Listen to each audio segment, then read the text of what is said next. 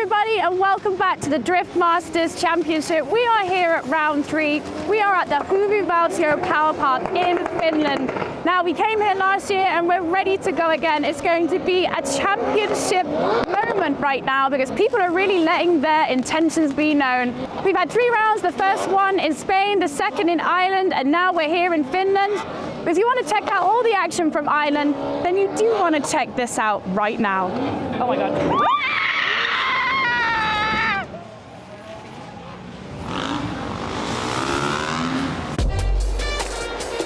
Ladies and gentlemen, welcome to round 2 of the Drift Masters Championship here in Randalu Park in Ireland. And we have got a very special and stacked lineup. It is going to be one of the most hotly contested drift competitions we've ever seen. This is the big one, Randalu Park.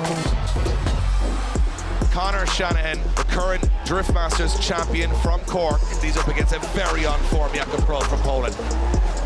Oh! What happened there? Shanahan goes in the wall hard. It looks like he has steering. Something went wrong on Shanahan's car. Steering failure. That it is going to be an automatic win there for Jakub Król going through. Laser focus from Juha Rintanen. It all comes down to this for these two gentlemen. Here we go. Rintanen in the chase. Nilsen in the lead. Yeah, through the gears, over the hill for the last time for these guys. And look at this already. Juha Rintanen on the door. Oh! Contact on initiation. If somebody has a mechanical failure caused by another driver, they get the win of that battle. 3rd place for Orjan Nilsen. He gets the 3rd. First podium in Drift Masters. What a moment for the Norwegian team. The final of Drift Masters round 2. Here we go. Through the gears goes James Dean, no messing around. As now Dean starts to set the track alight. He's absolutely flying. And McKeever is broken down. Something happened, Duane McKeever. Yeah, he lost 4th gear. 4th gear is out of the gearbox, got deleted. McKeever willing to risk the car, but he's going for it anyway. McKeever comes off the line. Dean in the chase. Last runs of the weekend.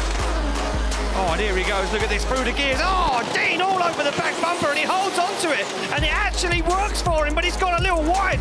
Dean holds on. Dean looks for the transition, waits for McKeever to set himself in outside zone 4. And now Dean starts to apply the pressure. Through the smoke comes James Dean as McKeever hammers the rev limiter in 3rd gear all the way around and across the line. That is the bravest thing I've seen from Duane McKeever, to go in there in the wrong gear and make it work. It is James Dean gets the win, and James Dean back on top in Ireland.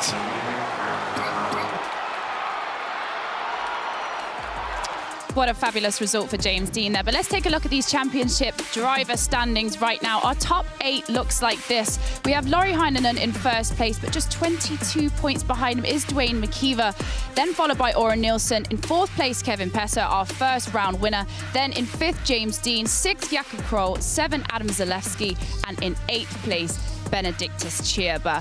So I've come down to the paddock to catch up with James Dean right now because yesterday was an interesting day for you, James. I mean, we had some rainfall, we had qualifying. I mean, let's talk about the fact that you're even here right now. You were late coming to the standings for this round. You've done how many events back to back now? Are you just tired? Is that why you just thought, you know what, I'll decide late? Yeah, so it's probably the busiest season I've ever competed in. We are in the middle of 12 weeks right now in a row. So I have 6 last weeks. I've been drifting every weekend, and the next 5 or 6 weeks the same thing. So definitely a lot of drifting. We got an entry late for Finland because I said I was always going to do 3 rounds of Drift Masters this year.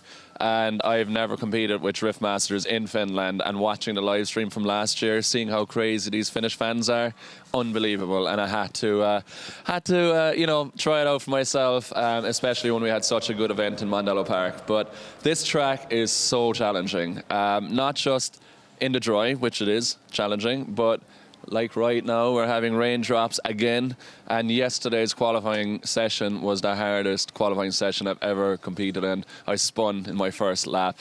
There's 5 different surfaces throughout the 1st corner, and it's very, very challenging. So I hope it doesn't rain anymore, and this is just a little just to scare all the drivers a little bit before it all starts, but let's see what happens. Would you say this is the trickiest track on the calendar for sort of different conditions, different track surfaces? So, I mean, it's definitely high up there. I'm hearing a lot of drivers saying the same thing. Yeah, for sure. I think I can't even think of another first corner which is on a wall from start to finish. You can't see it from the live stream, but the elevation is changing a lot. So you're starting on level ground, then as you're falling towards the wall, it goes downhill. So the car always wants to kind of crash into the wall. And then when it's raining on top of that, with 5 different surfaces throughout the first corner, it's as I called my first run yesterday, a mess. So it's challenging, but we got it together in our second run. I think qualified 6th, and yeah, let's hope we have a good day. Absolutely. Good luck for your top 32, James. Thank you. Right, guys, so we're going to take a walk through the paddock here. I mean, yesterday there were so many drivers after the first run that were sitting on a 0, which is the worst place to be because then all the pressure is on run 2. And we've got to talk about the story of Peter Viensek. I mean, the first run, there was a misshift, which meant that he didn't get a good score for that. And then in his second run, everything was looking perfect. And then it came to that last outer zone and the car just shut down. A mechanical failure. He managed to put a score on the board, which was a 70, but it actually ended up meaning that he didn't qualify for round 3 of Finland. I mean, he had mechanical issues last year at round 3 and this year not qualifying. That is a big upset for him. And for the championship hopes this year, we're not sure if this will actually be able to put him anywhere near high enough at the top. Let's grab Lauri Heinonen right now, because this is the man to beat. This is the man who's at the top spot. Yesterday winning the qualifying showdown, looking incredibly comfortable out there, Lauri. Is this your track? I mean, you've obviously competed in the Finnish Drift Championship. You've been here a good few times. Do you enjoy this track? Yeah, I enjoy this track, but we haven't actually driven here any more than anyone else. Yeah, we haven't driven the Finnish series here, so yeah.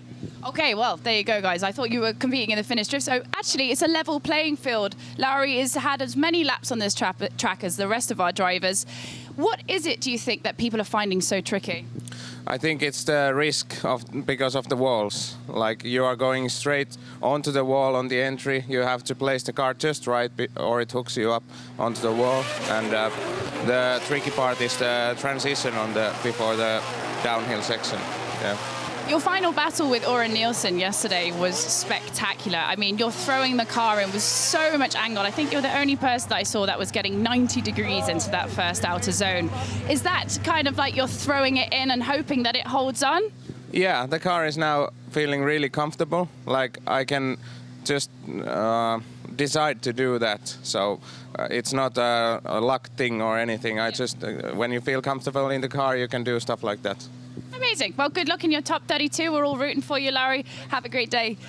Which I'm sure we'll be catching up with him later, as he is a very formidable character in the championship right now. Let's take a quick walk through here. We have Adam LZ and Josiah. I mean, let's talk about practice. Practice before the top 32 always ends up with a few thrills and spills. I mean, Josiah had a bit of a smash here and he's working very hard to get his car back together. Adam LZ had a few bumps here as well. Oh, there's so much going on. I mean, before we get to the top 32, there's so much action. I mean, Clint Van Aert, who's going out in top 32 with James Dean, he's done an engine swap overnight. We also had some other reports. Alex Holovnia, he had a fairly big smash straight into the wall. There was a power steering belt which actually managed to knock itself off, which is, if you're driving and your power steering belt comes off, your car just goes rock solid and it's just so hard to get it back. So actually he had a big front end impact. So he's working really hard with his team right now just to get all of his suspension parts, all of his steering arms back on. This is how hard our drivers work. Let's catch up with Jack right now. Jack Shanahan, yesterday we were saying about how if you go into qualifying and you do your first run and you end up on a 0, it's just the most hard. It's like your heart is just thumping in your chest when you go for the second run. But yesterday you didn't even get to pull to the line. You were in the pairing lanes and then suddenly there was just oil going everywhere. Can you tell us now you've calmed down a bit, had a bit of time to reflect on the situation? Because I know you were quite frustrated at that point. Yeah, I was a little bit annoyed, obviously. You might have seen some cones going flying everywhere. But yeah, look, it's just the heat of the moment. Obviously, it's one thing to go and score a 0, you know, like you can be pissed off with yourself because you're like, oh, whatever, like I made a mistake, and then you can just be annoyed with yourself. But when like the car came back from practice absolutely perfect, it drove in absolutely perfect, it drove out absolutely perfect, and it got like 10 feet away from the paddock, and a little pinhole in one of the oil lines like just exploded basically. So oil went everywhere, and then we couldn't make it to the start line, obviously. But yeah, just have we have everything checked as much as we can now before battles, and just hope that nothing of that happens again, because other than that the car has been absolutely flawless, like absolutely no issues. So yeah, fingers crossed that nothing else goes wrong. Kind of silly, like, you know. Absolutely, Jack. Fingers crossed. Well, we're going to let you get ready for your top 32 battle. We're going to head on up to our commentators now. So it's back to the boys. It is Ian Waddington and Dave Egan that are going to be talking you through all the action today. I will catch you down on the track for all those interviews. Guys, take it away. Thanks, Becky, and once again, welcome to what has become a very infamous track on the calendar for Drift Masters. We've had more thrills and spills. Qualifying session was a mess, as James Dean said. When the rain came in, nobody could link a lap together, and that meant that it got very dramatic very fast. Then when it dried out, we saw some incredible runs. And here's exactly what's going to be going on today. Today we have the top 32 at 12:45 local time. Then we head to the main event, top 16 at 4:50. So we're going to lose half of the drivers from 32 to 16 in just the first 2 hours of competition today. As mentioned, my name is Dave Egan. I'll be talking you through all the action with my good friend Ian Waddington. Ian, this is one of those tracks where we look at it and say, when it's dry, we can sort of start to predict what's going to happen. When it gets a little bit slippery, it is anyone's game. It certainly is, Dave. Yeah, and this track, you know, I've been down there today with the judges, walking around, taking a look at the elevation changes. The amount of rubber on the track is just absolutely ridiculous. The grip levels that are out there in the dry are insane, but when it's wet, it's slippery as hell. Absolutely, and well, we don't have to decide. The weather may decide something, but what really decides it is our judges. 3 judges here this weekend, and our head judge is now on the microphone, going to let us know exactly how to win and lose in these top 32 battles.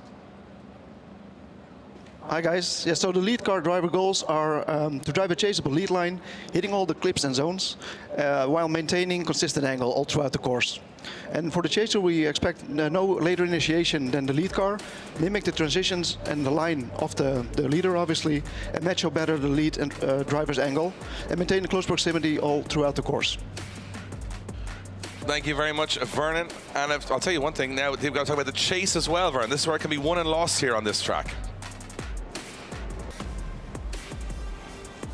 Sorry, say again?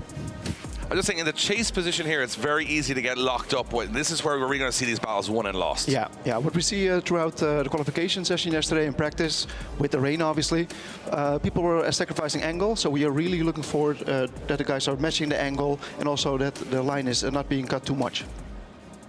Thank you, Vernon. Of course, head judge this weekend alongside Kevin O'Connell and David Callas. Of course, our head judge switches every single round just to make things a little bit more interesting. Yep. We're going to have a look at this track and see exactly where all these drivers have been making errors and how difficult it is. And as you can see, it's full throttle from the start line, first, second, third gear, and a flick, quite a sharp flick into that first corner. What's right ahead of you? Well, it's a big concrete wall. Those concrete blocks do not move. As you go through there, it's right, you got to put that wheel all the way on that outer zone, stay as late as you can. And then this is the weird part. It's like an almost transition, very quick transition into another concrete wall. This one, much faster on the left-hand side. Then it's down the hill, scrub a little bit of speed, big angle, and head toward this very long banked last corner, which is like the icing on the cake at the end of a crazy run, because it's banked, it's off camber, and drivers will be hoping to get right up on the door there. It's very tricky to get absolutely right. It's very technical, and what really is harsh is you can get 2 parts of the track perfect and mess up 1 part and knocks you out of competition. And we saw that happen so much in qualifying. Yeah, we did, and this track, you know, it's on a knife edge most of the places where you transition, where you dive onto a wall. There is nowhere to escape. There's no runoff areas. There's no extra tarmac where you could drop a wheel and save yourself. If you get it wrong here, you're going to be on the grass, you're going to be in the gravel, you're going to be in one of those 2-ton concrete blocks, which they aren't forgiving, Dave. We've seen that in practice, we've seen that in qualifying. But Dave, I want to look at the grid. We looked at it yesterday. Let's refresh our minds, let's refresh our memories of some of those battles that we're looking forward to today. If you look back at round 2, every battle in the top 32 was like a final, and I expect no different here in Finland. These are the biggest names in the game, the best drivers in the game. They represent over 17 countries, and they're all the best from those countries. So they're going to go head-to-head in this top 32. Standout battle, of course, will be our first battle. Conor Shanahan trying to get back into the championship race. And remember, if any of our contenders from last year, who have all been sitting pretty low in the mid-pack, do not get through these top 32 battles, I have a feeling that they might be out of competition for the rest of the year, or for contesting the championship. It may look like this is just round 3, but it may as well be a final to anybody that wants to be in the championship that's sitting outside the top 8 right now. Yeah, certainly so, and there we go. Grandstands packed, and more and more people flooding through the gate, more and more people getting off those roller coasters, Dave, and taking a seat here for this roller coaster. Absolutely. Well, we are ready to go. The fans are ready. The track is ready. We don't know what conditions we are going to have from the weather, but you know what? We're about to find out, because we are heading to top 32.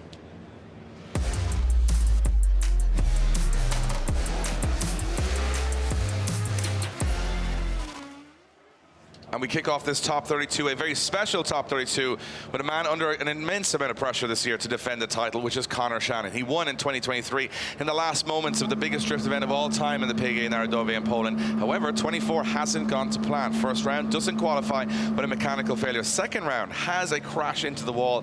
This time he qualifies first, and now he has to complete that first by getting it all the way to the top step on the podium. That's the only way Conor Shanahan is going to get back into this title race. However, we have got Oliver Randalu, who sat on the podium before, up against him in the top 32, and at the moment there's a little bit of chatter and a little bit of I would say discussion going on the grid right now.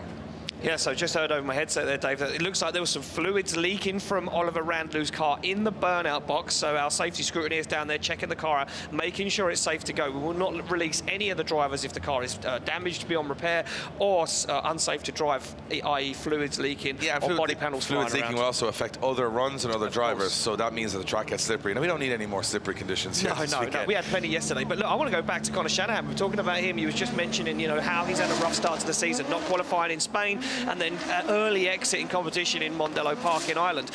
For me as well, that drama continues here. I was down in the paddock earlier on talking to some of the drivers, and Conor Shanahan came in with yet another issue with the car, saying that the car didn't feel right, there was problems with the car, it was shutting down. I'll tell you, just not to cut across to you, but it looks like Oliver Randalu's car just shut down in the burnout box. I mean, fireworks, excitement, ups and downs already, Dave. Yeah, so we're going to have a little look just to make sure it's not leaking any fluids. Yeah, you could see it from the passenger side of Oliver Randalu's car. There was a fluid leaking on the rear wheel, and I wonder if our safety marshals are going to stop the vehicle, and they are going to stop him from competition. Now, this could be a little rub of the green, as we like to say, Dave, a little bit of Irish luck for Conor Shanahan. Well, let's not count out Oliver Randalu just yet. Our safety marshals will inspect what fluid. It looks to me like fuel, I would imagine, if they're looking at the rear of the car. I'll tell you one thing, what can happen so quickly here is that these cars are on tour. So these cars are all around Europe, and as you can imagine, every event they get a little bit more banged up, have a little bit more wear and tear, and this is very high level competition, but the cars are under a tremendous amount of stress. And instead of rebuilding stuff, you're patching stuff up to make sure the car stays going, especially with some hits with the wall, and everybody had them yesterday. A lot of these cars are feeling the consequences of that going into the battles. You saw in practice today, a lot of drivers having issues with their machinery simply because of wear and tear. May it be like something bent or broken. So yeah, we got fluids leaking. Let's have a look. So if you take a look at the rear wheel, watch this from the rear bumper, you can see, and out of the boot lid, these aren't normal boot lids, they are all carbon fibre, fiberglass, carbon Kevlar. They all have holes in them for ducting for the hot air to escape, because most of these guys run the radiators in the rear, and the fuel tanks are moved from underneath the vehicle. You can actually see on the tarmac behind that line of fluid that's been thrown at the back of Oliver Randalu's car. Conor Shanahan's sitting on the start line, not knowing what's going to happen. Now, half of them will be thinking, hopefully he doesn't turn up here, because this would be a nice entrance to the top 16. Another half of them says, I really want to have a battle because I want to, start proving myself here. And for Conor Shanahan, it is a nervous weight, and this is where the mental game comes into drifting. A lot of people think it's about grip, power, machinery. They all have the grip, the power, and the machinery. Where the difference is the squishy bit in the middle of the car, which is driving it, and that bit is the bit that has to keep in the zone, not get psyched out, not overthink it, and that can be one of the biggest things drivers manage, their expectations versus panic versus driving too hard, or how much aggression do you put into a run. A lot of those things are very psychological, and a lot of drivers who are, I would say, the guys that win these events are the guys that have won events before, because they have a belief they can do it again. It's much more difficult for a driver who hasn't achieved to achieve for the first time. I think that's very much a universal in sport. Yeah, exactly that, Dave. You can see there a little bit of frustration in the car from Conor Shanahan. Now, we do have a bit of a time limit for Oliver Randalu to arrive to the start line. We've just been told over our headsets that the radiator cap on the rad in the rear of the car has failed, and the team are frantically running another one now from the paddock, a spare one that they have, to the car to try and make sure it seals so he can do the burnout and get to the line. Oliver Randalu already getting tested before he's even made it to the start line. Yeah, well, it's water, not fuel, which is a good thing. And a radiator cap, not the biggest thing to fix. It is just not something you want to fix right before you have a battle. Now, there's a certain allowed time before the start of the top 32 here, which Oliver Randalu is taking advantage of.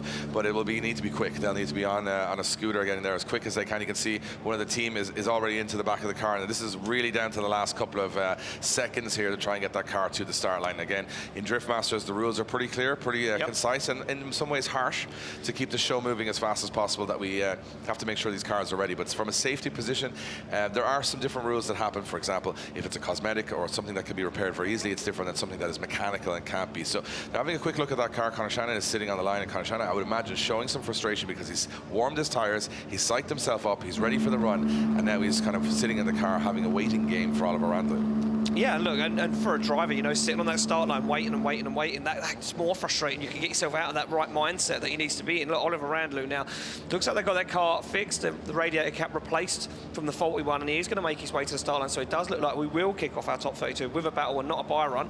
And yeah, there we go, we make it official. Randalu on the line, Dave. I'll tell you what, we've got some tyres cooling down here on both cars. So, I mean, again, the temperatures are high on the circuit. The temperature is good because the track looks to be dry from our standpoint right now.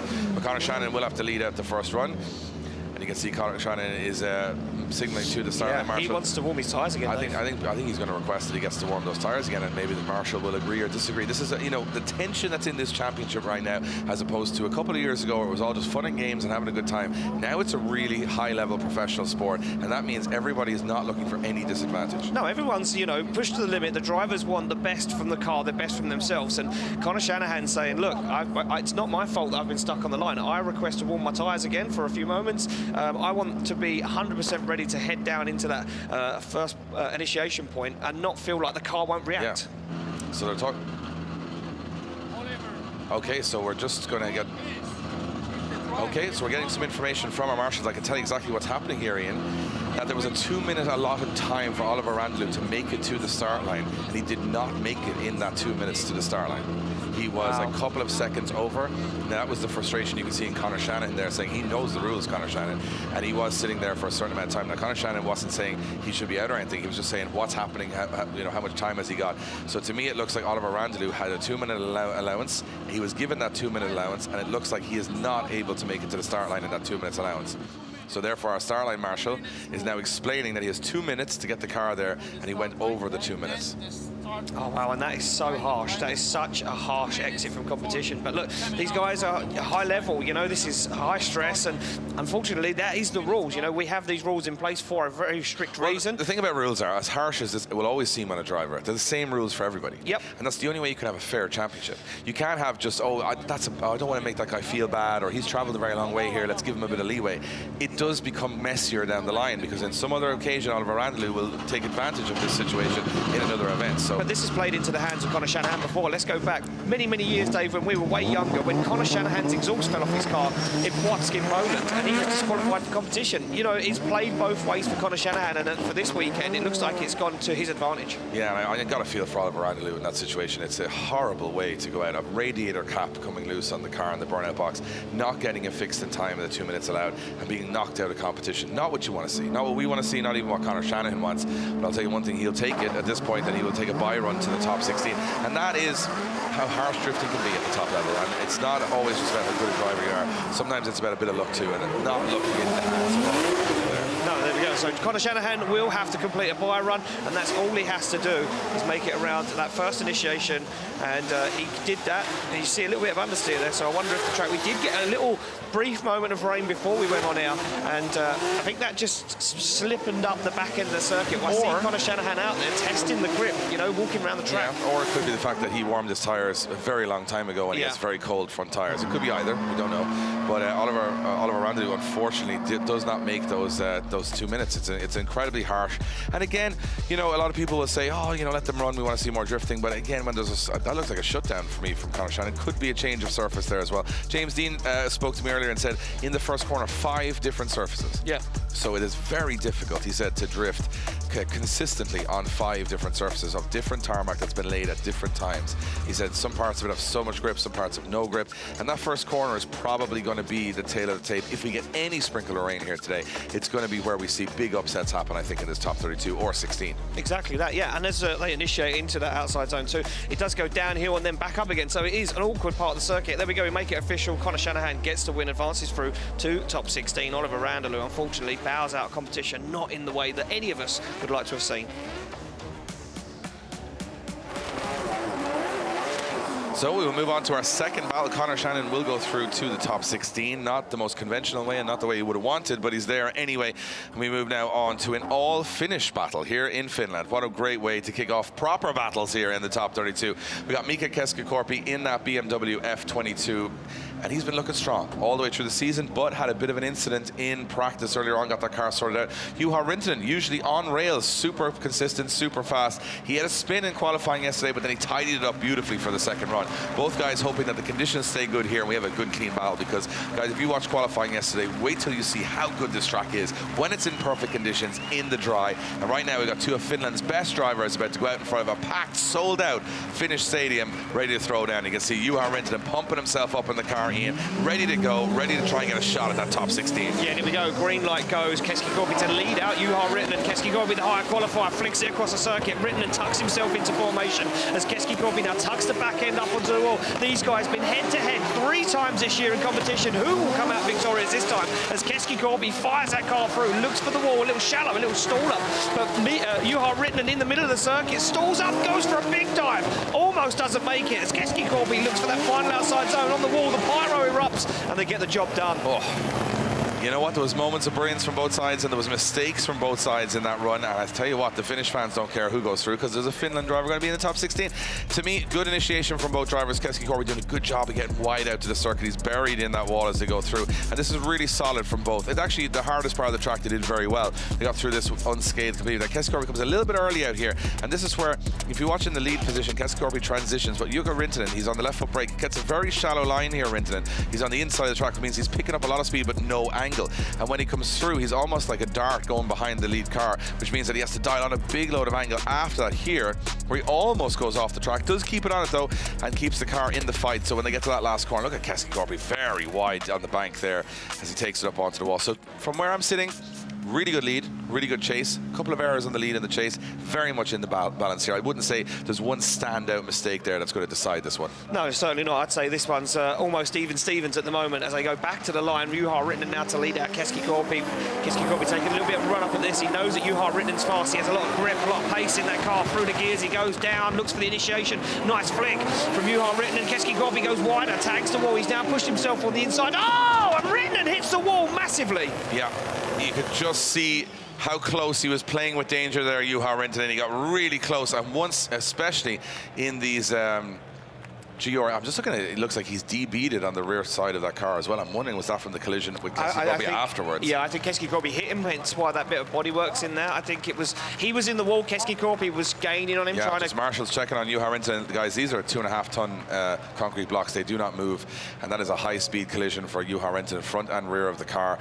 And you can see he's okay, which is the most important thing. And Keski-Korpi couldn't really do much about that, had to just kind of collect him on the way in. And it looked to me like it was an unforced error from Juha Rintanen. He just caught. And the thing about these short rear wheelbase GR86s is once you get close to the wall, if you catch a wheel, you're tearing that car in the front. And a very, very unfortunate mistake from Juha Rintanen. I mean, we don't see him make many. Yeah, I'm just trying to see whether they're having a little bit of a conversation down there, Dave, and let's take a look back at the replay for this one, make it a little bit clearer. As we can see, Juha Rintanen, it was Keski-Korpi gets the initiation wrong. Yeah, and it was all Juha Rintanen's own collision there. Look at this. Oh yeah, big tag on the wall. Oh, and you can see it really shook him around the car. These drivers are all the best of safety equipment. They've got the hands devices. Oh, it's a heavy hit on the front of the car there. Yeah, there's nowhere that Keski-Korpi could go. He had to hit him.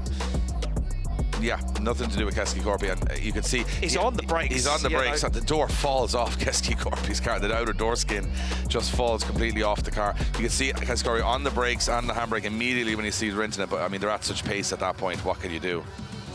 And that is a very unfortunate start to the top 32. We've Oliver Randalu go out with not beating the clock on the 2 minutes with a radiator cap, and then we have Juha Rintanen go in the wall. So we're down on track. Becky Evans is down with Juha Rintanen. Becky, what went wrong? It just looked like he just got too close to the wall and it sucked the front end of the car in as well. I think so, Dave. I mean, Juha, first question, are you okay? And second question, can you tell us what happened there? I'm okay. Nothing wrong with me. I can't say the same about the car, though, but I'm not sure what happened. Maybe it was the wall, maybe something else. Everything went well, and I don't know. It's a hard one to judge. I mean, when you're coming in so fast, it's a small touch, and then it can suck the front end in so quickly. Yeah, Mika hit me before. Maybe that upset my line a little bit, but I don't know. We should be handle it anyways. Well, at least you're okay. It's good to see you out fighting fit this weekend, and we'll see you next round. Thank you, Juha. There you go, guys. Thanks, Becky. Yeah, so there we go. Even Juha Rintanen not sure what's going on there. Looks like he tagged the wall. Maybe he went a little bit too deep. Who knows? Well, all we do know is he will be out of competition. We need to make sure, though, that Mika Keski-Korpi is okay, and he is. He's taking that car off circuit, and there we go. Automatic win for Mika Keski-Korpi. One in the bag for him, and not the way he would have won either. He would have liked to have battled it out much more tougher with Juha Rintanen, but look at this. This is the problem. I mean, all these cars, you know, they take such a battering over the season, but especially at the midpoint of the season, to have, you know, significant damage. Now, the one advantage for Juha Rintanen, if there is any, is that he is in Finland, so he can try and get this car repaired for Riga in a couple of weeks here on home soil. But it looks to me like he's taking a hit from the door, he's taking a hit in the rear, and you can see, look at the rear bash bar just hanging off the car. So there's quite a considerable amount of damage on Juha Rintanen's car here. And I'll tell you one thing, it looked to me like he was on the correct line. He was doing pretty good. He just got a little too close to that wall and just caught the wheel and just sent him in. And you know what? A similar thing happened on his first qualifying run yesterday. When you've got so little overhang at the back of the car, you're not really running the rear of the car off the wall, you're running the rear wheel off the wall, and when you hit it, you don't get that sort of squishy bit like the BMWs or the Silvias had. Squishy bit at the back of the car where you can kind of bounce in and out. He doesn't have that, you know, get out of jail free card. And it is a get out of jail free card, you know, because we watch so many of these drivers run the back end of the car along the wall, you know, and a lot of these cars, 90% of the grid are running a full fiberglass or a Kevlar rear end, which is almost at this point in the stage of competition disposable. They put it on the wall, they let it fold under. A lot of people say that's cheating. Look, you know, I think for me as a driver, it's a nice way of gauging where you are on the wall, and if you do make a small error, you've got a little bit of an escape plan there.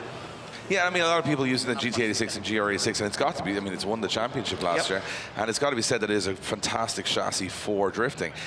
Again, just the style of the car, you don't have so much to work with. But to me, you know, if you look at Rintanen over the 2 days, that's, you know, 2 situations where he's caught the wheel off the wall, and there's edges between each concrete block, and if you just catch one of those edges with the edge of the wheel, it just fires you straight around. And I think that's just been the tail of the tape for Juha this weekend. And unfortunately, he will bow out of competition here in the top 32. A driver that, for me, you know, is sitting very high up in the championship standings. This could be a real detrimental situation for him. Yeah, I mean, look, we're at the halfway point of the championship, and there's a lot of guys out there looking strong. This could be the weekend, Dave, where it kind of starts falling away from him. He was so close last year.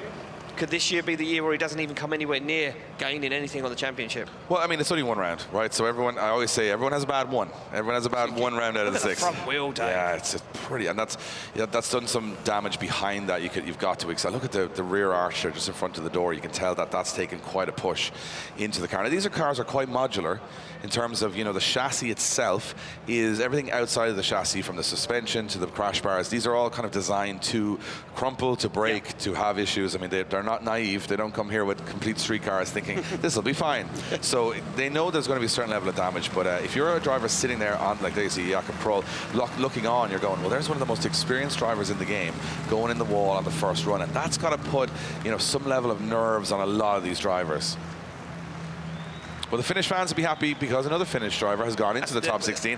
Mika Keski-Korpi goes into the top 16, so no issues there. And you can see the big applause for Juha Rintanen as he heads back into the pits. And all these fans will know how much joy Juha Rintanen has given them over the years with incredible results, just not today. No, just not today. And unfortunately goes back to the pits in the recovery truck rather than in the race car with a win.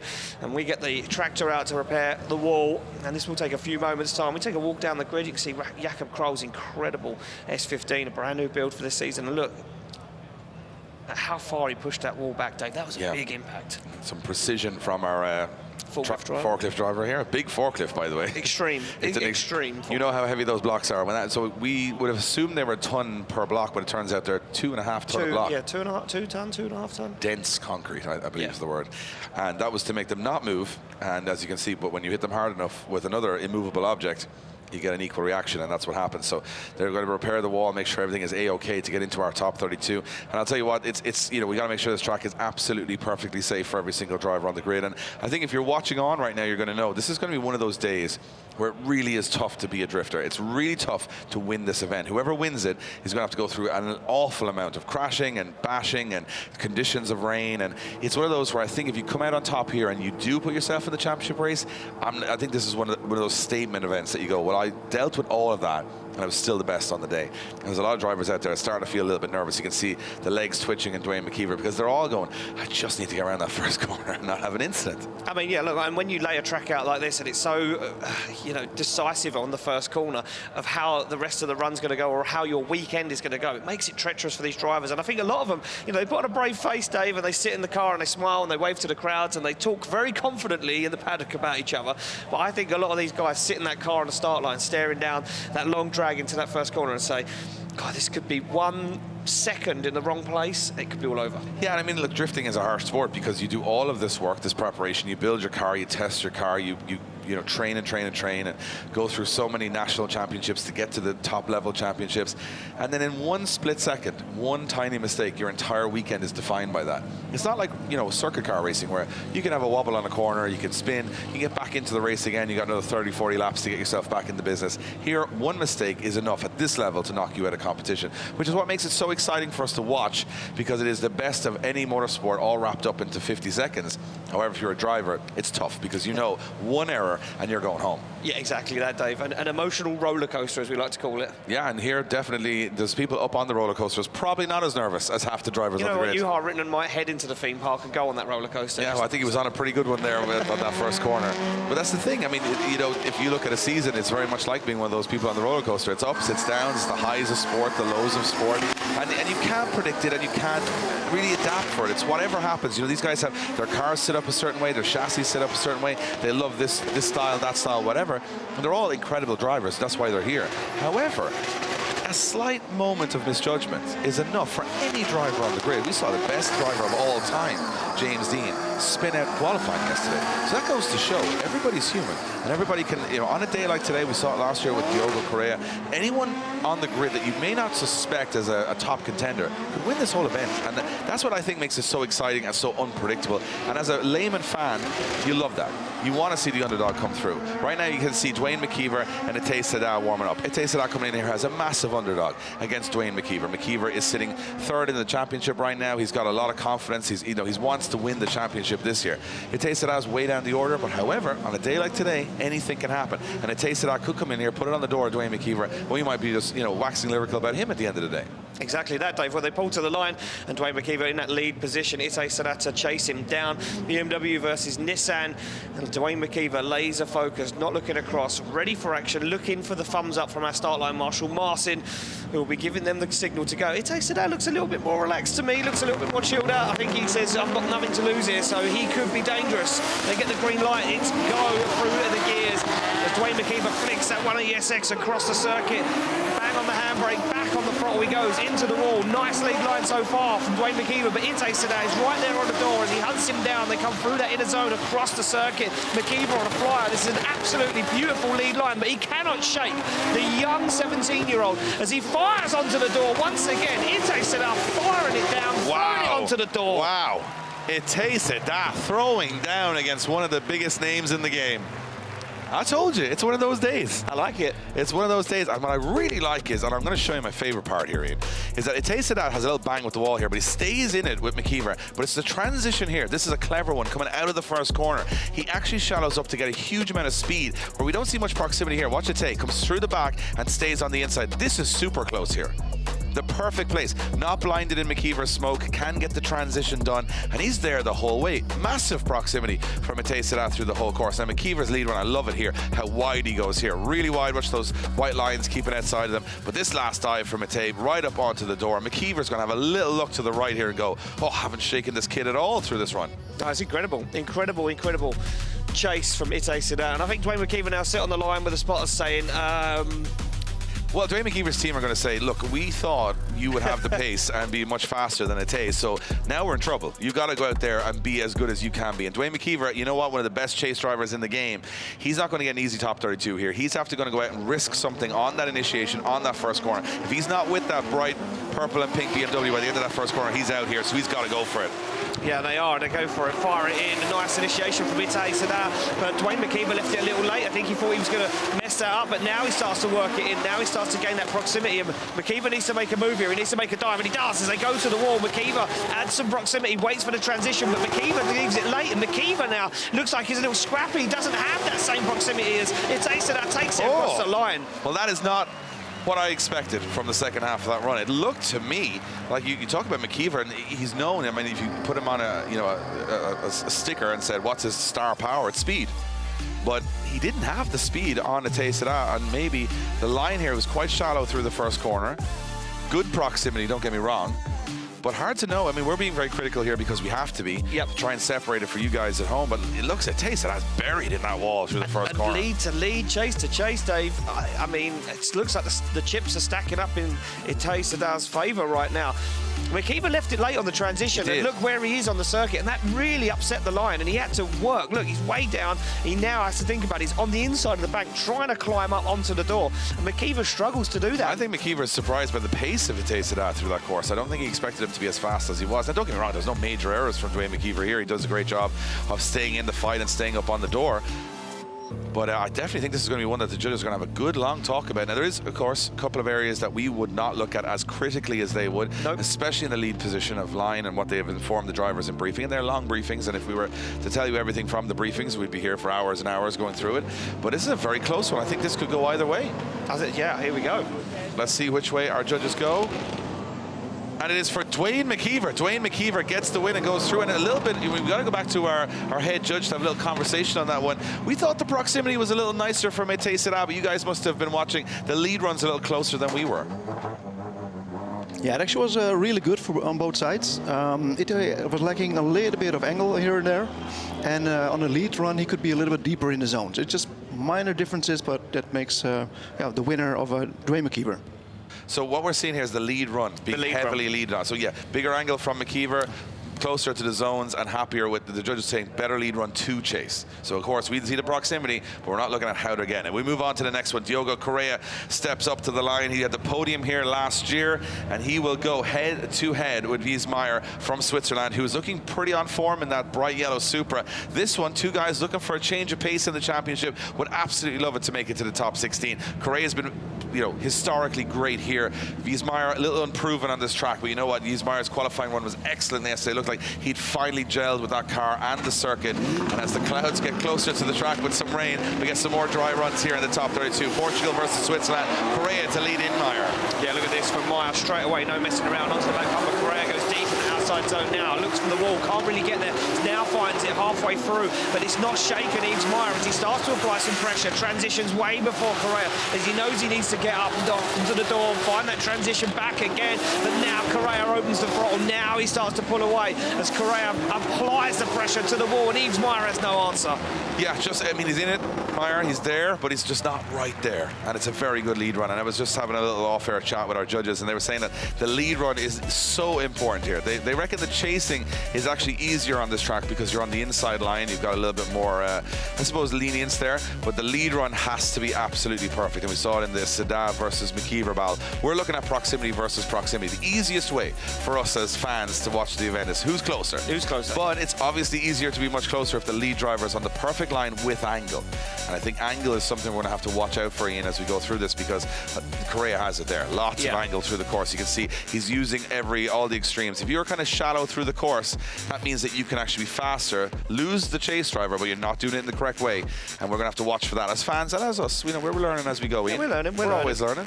Every day. Every day is a school day when you're watching drifting. So Correia with a really good lead run. It looked to me like Meyer didn't have a massive answer for it, and he had an opportunity with a great lead run to put in a good chase. Not bad, still in the balance, but Meyer's going to have to be excellent in the lead here. Correia, well, he can smell the blood in the water now because he can get close and win this one. Yeah, he certainly can, but look at this nice straight line initiation from Correia, but he's allowed Yves Meyer to start to pull a gap. Oh, and he tags the wall. There's Yves Meyer, and he's bent the back wheel, and can he hold on to it? He's gone super wide, he's going to be over the grass, and Yves Meyer now has to shut it down and contact. Yeah, I don't think Meyer knew the wheel was or the arm was bent as bad as it was on the car, but the second wall hit absolutely snapped that wheel to pieces. And Correia, tried to off-road with him. He said, oh, he's doing rallycross now? He's going through the grass? Better mix it up a little. Yeah, mix it up a little bit. So Correia's like, I crashed into him, but because Correia got confused there. He's like, do I stay going? Do I not go? Because you never know. No. You never know as a chase driver, do I stay in it? But to me, Meyer does a really good job of getting wide, but he goes too deep here. The first hit, it's this second hit here. Boom. That's when the arm, you can see the car starting to jump up and down. You'll see it better from this angle. As he hits it here, really bad. Boom. arm is bent, as you see at the transition here. That wheel is just absolutely flailing. Goes over the grass, and Correia's like, oh, where are you going? And then he runs into him. He has to hit him. He has no choice there. So Correia will be like, well, I mean, Correia's going to know instantaneously as a professional driver that's in his favor. So he's not going to be too upset about losing the grill of the BMW. And we'll make it official as another driver will go through to our top 16. It will be Diogo Correia heading into the top 16. He got the podium here yesterday. And I always look at the crowd, and when they start putting on those rain jackets and putting up those umbrellas, we know there's a spit of rain coming through. I think we're going to get the track being a little bit... It's raining already, Dave. It's starting to rain. Everyone around. I've just looked out the window here in the commentary box. I mean, before we get to that, got to give it up for Diogo Correia. It's like he just... I mean, the man is Portuguese, but he probably will want dual citizenship after how well he does here in Finland. And you can see that. Meyer says he breaks the wheel. Correia says, I couldn't get out of the way. I crashed into the back of you. And Yves Meyer said, I'm sorry I stopped. And Correia's like, don't worry about it. It's just a BMW grill. It's fine. It's fine. So Correia will go through to the top 16 as it looks like the rain is starting to fall here in Finland, which means that first corner is now going to get even more treacherous. Now I know it's not the cleanest drifting we've ever seen at this round, but it is very interesting and it is very dramatic, and I kind of like the unpredictability. Wow, so the media guys, Dave, are telling us from the back end of the circuit that it's raining on the final corner but not on initiation. Wow, so we've got two different conditions on the one track, and it's not the biggest track. No.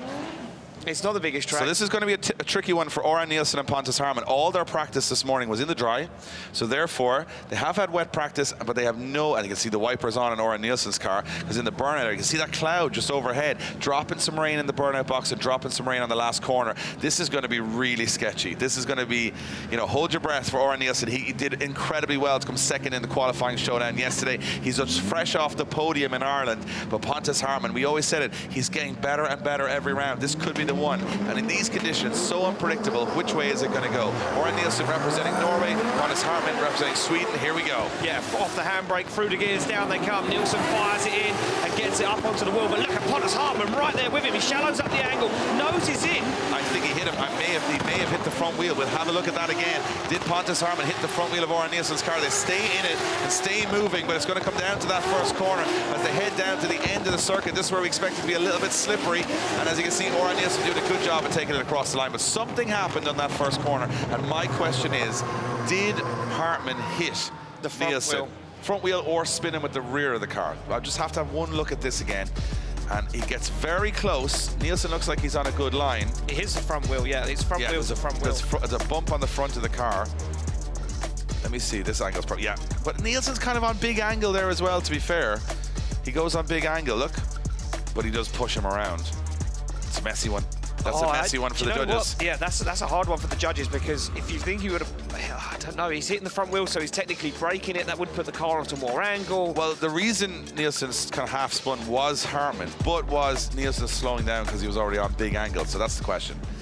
The magic tape is coming back out for Marcin on the start line. I think he's going to need a few rolls today, as we're going to have to be. The cars will be more taped than anything by the end of this event, I would imagine. Hard to know.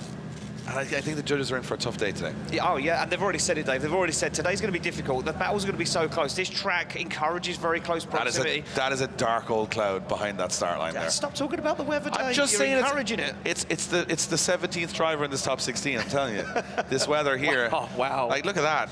I mean, if that comes down here, I'm going to tell you right now, this is going to be one of the most treacherous tracks ever drifted. Ever? Well, James Dean said it. You don't have to take it from me. He'd know.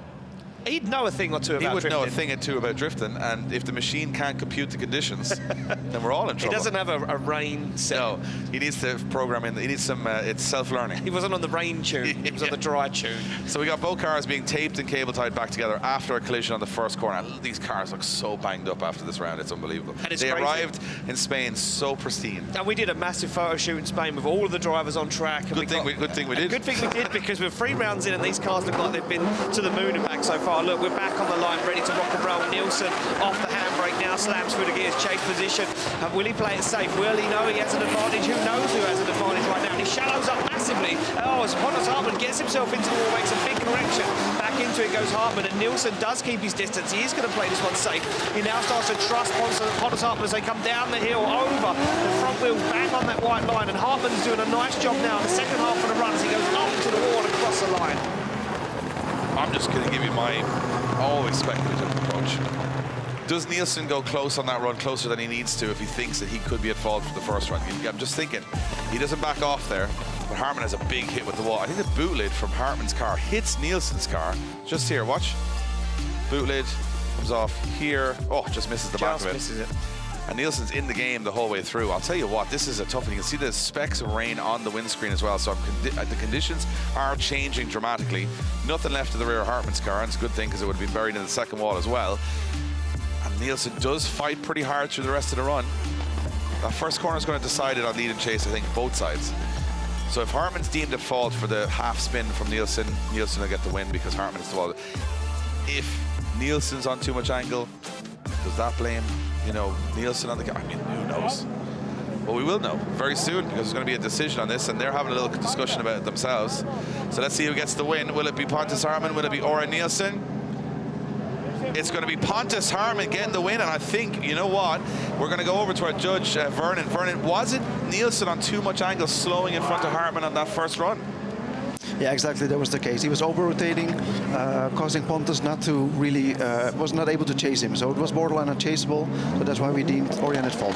That is the eagle-eyed judges right there, because I suspected it wasn't going to be a simple. I kind of had a feeling. Yeah, when you watch it first, but watch Nilsen. He's on, there it is, over 90 degrees, and then the hit comes. So that is not the angle you should be at on that corner.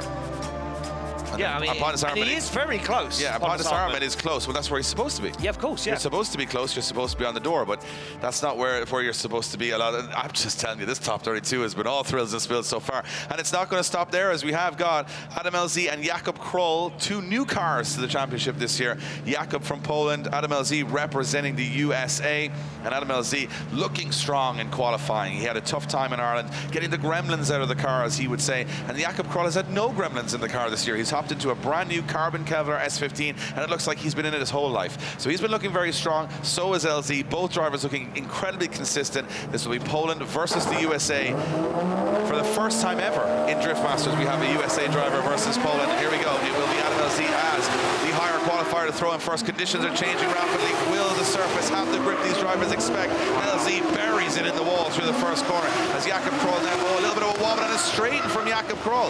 A bad straighten in the chase position as LZ has no such issues in the lead position as he comes down the hill. Early handbrake. LZ having a little issue down the hill there as well as they transition back. Conditions changing dramatically as the pyro goes up across the line. And I think it's going to come back to Jakub Król at the end of that first corner. Did he get himself pinched on the inside and straighten up to allow it to be an incomplete run? That's what I think the judges are going to look at here. Yeah, I want to look at LZ's run and look at... Give your opinion, Yves. Yeah, I want to see how LZ comes to the end of the wall. LZ comes off the end of the wall fine. I think Jakub Król's on the left foot brake. I think as he unwound, and as soon as he made this dive, look, he goes for a big push, has to get on the brake. When he unwinds it, the car shoots forward, and that causes him to half straighten.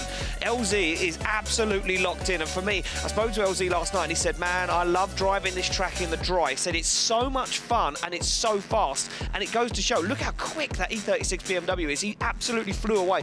I don't think that Jakub Król thought that LZ was going to be this fast around the circuit. No, and I think you got to acknowledge there is a mistake from LZ coming down the hill there. You can see he drags the handbrake a little earlier than he should have, and it just allowed the car to lose a bit of angle, not as straighten up though. But Jakub Król got the flames reflecting in the window. It's an art. It's an art piece. This championship is an art piece. Moving, crashing art. That's what it is.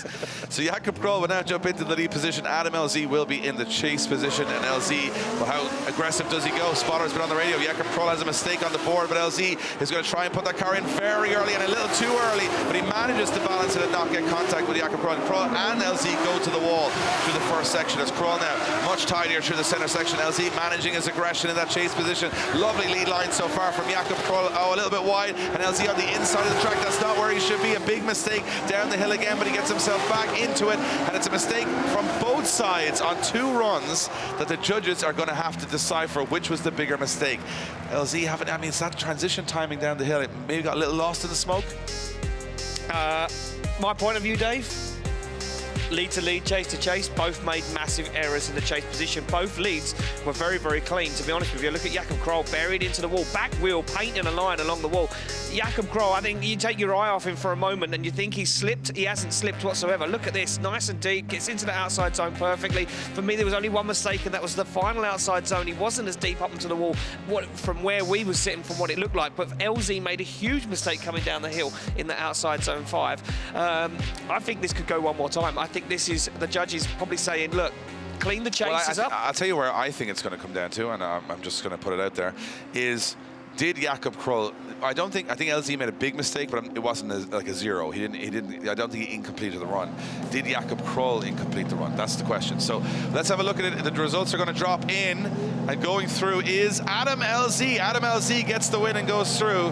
Adam LZ gets the win and goes through to the top 16. We're going to get a quick jump across to you, Vernon. Vernon, was it an incomplete from Jakub Król in your opinion?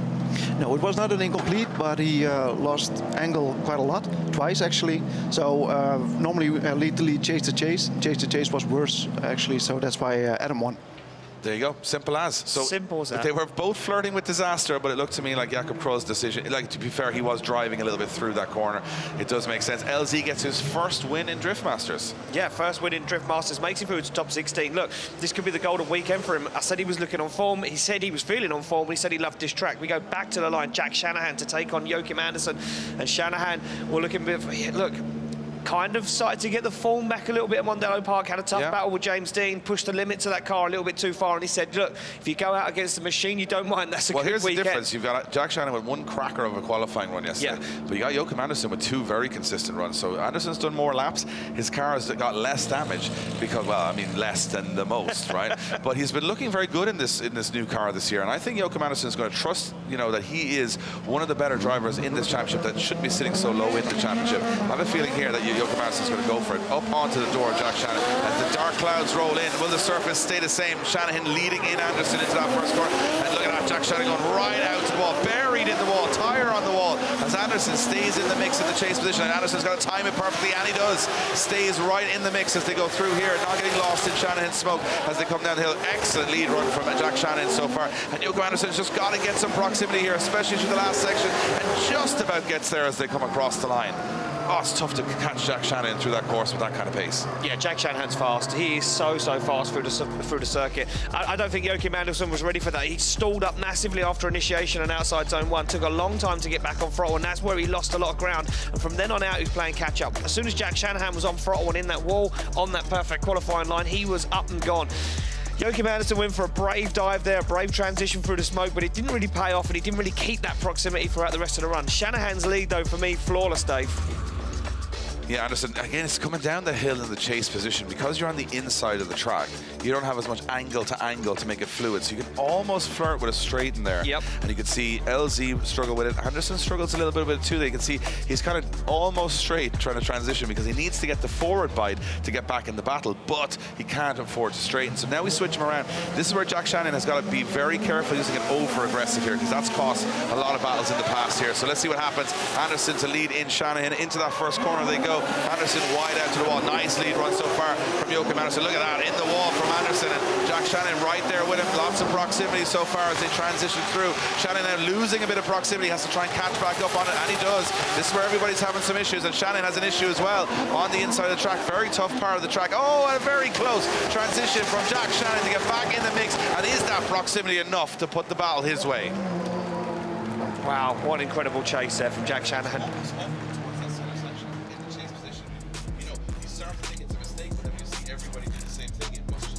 The way it is, yeah, exactly that. Let's take a look back at the replay. Nice from Jack Shanahan in that chase position. Joachim Andersen giving him a nice lead line to chase, and Shanahan, look at that, in the smoke, barely see the side of Joachim Andersen's car. He's focusing on the front wheel, making sure he's a little bit of a wobble here. I think Joachim Andersen went too far on that outside zone 2 and stalled up the transition. Does make it to outside zone 4 though, gets up and close on the person on the wall. But then down a gear goes Shanahan, and look at this, through the centre circuit, centre part of the circuit. I think as they come down the hill, I think that's where Shanahan kind of stalled up a little bit, and like you say, Dave, you can almost flirt with a straight in there on that transition to make the dive into the 2 last outside zones. You've got a sacrifice angle there to get your proximity for this last section, and of course this is the exclamation point the judges want to see. Exactly. So it is kind of, you have to sacrifice somewhere. on the course, or in one way. So we're going to get a decision on this. Is for a spot in our top 16. Will it be Jack Shanahan? Will it be Joachim Andersen going through to that top 16? Decisions are dropping in, and it looks like it's going to be Jack Shanahan getting the win. Jack Shanahan gets the win and goes through to the top 16. And I'll tell you what, smiles all around. A lot of frustration yesterday in qualifying, but it looks like it's all paid off for Jack Shanahan. He goes through to another top 16, and again hunting that championship. And at the moment, you know, he's I would imagine ahead of Conor Shanahan, the brother in the championship right now. You know, you never know what could happen as things move through the last couple of rounds. But it looks like the skies are dark. We have some umbrellas up, but I haven't noticed too much rain falling yet. So maybe we're going to get away with this one in the top 32. Just a little prediction there, which obviously I am no meteorologist and I have absolutely no idea. But I can see the rain in the distance, and maybe this is the rain we expected, and it's just missed the circuit. So who knows? We move on to our next battle. It's going to be another big one. Marco Zakouril, Alex Holovnia. Well, if you're a fan of fast coupe BMWs 2 Series, this is two for one. This is the 2 fastest we have. Zakouril looking incredibly good in practice, and Holovnia having a big crash. Well, you can see that, Dave, represented on the car. You can see body panels missing, unfortunately not being able to repair them to get out for top 32, so he's had to run without those panels, and it was a big hit into the wall. He hit the wall, and then Keski-Korpi hit him. It was a massive accident down there, but nevertheless, Alex Holovnia, the Ukrainian driver, gets that car repaired, back out, ready for battle. And he'll be angry now. He'll be sitting in that car saying, no one else is going to hit me. I'm going to take this through. I'm going to get into that top 16. They're off the line, ready to go. Zakouril leads them in, and look at Holovnia straight onto the side of it. No messing around, both cars into the wall, and onto the door goes Holovnia, wobbling and waving, but now he tucks the front end in onto the door. Oh, wow. And that was super close from Holovnia as he gives him some room now. As Zakouril starts to accelerate down the hill, can they keep it clean? They can. As Holovnia once again makes a dive. Early transition for Holovnia. Can he make it pay off? He certainly can as he gets on the rear wheel. Oh, that was the most entertaining chase run I've seen, because he was firing that car at the lead car every transition. Every opportunity he had, Dave, he went for it. It's got to be as close as you can get on this first corner, Holovnia. Watch this. At the end, halfway through the corner, up onto the door, locks the front brake. Super, super consistent right now. And you can see Holovnia does hit the inside cone here as they come through here. Watch, very tight on the inside of the track. He almost pinched himself there, David. But he got away with it. He got away with it. This, for me, this fire down the hill, I'm not sure. I didn't know if he was going to stay on the track. He just absolutely threw it down the hill and just said, you know what, boom, I'm going to get there. He does get there on the handbrake, but it was wild. There was one point for me, Dave, that I see, and I didn't call it. Watch this on the finish line. He goes short here, almost catches the inside, but watch Holovnia. Oh, no. He drives across the finish line. I didn't notice that the first time, I'm going to be honest. I see it, and one of the guys in the background just shouted over my headset and said, did you just see Holovnia straight? And I said, I did see it. Straight, but I didn't call it. I didn't call it at the time. I was too much in the moment, Dave. Well, we always are. We're in the moment. We're fans. We're fans. We're guilty, as charged. We are guilty. So I think that's going to play into an overall score here, because the judges cannot ignore that he's straightened up before the finish line. So just, keep it in the back of your mind, log it in there, and we'll see what happens on the second run. As Holovnia now with half the front end of his BMW missing him. You got to remember the crash that happened wasn't his fault. It was another driver going into the wall, and he hit him.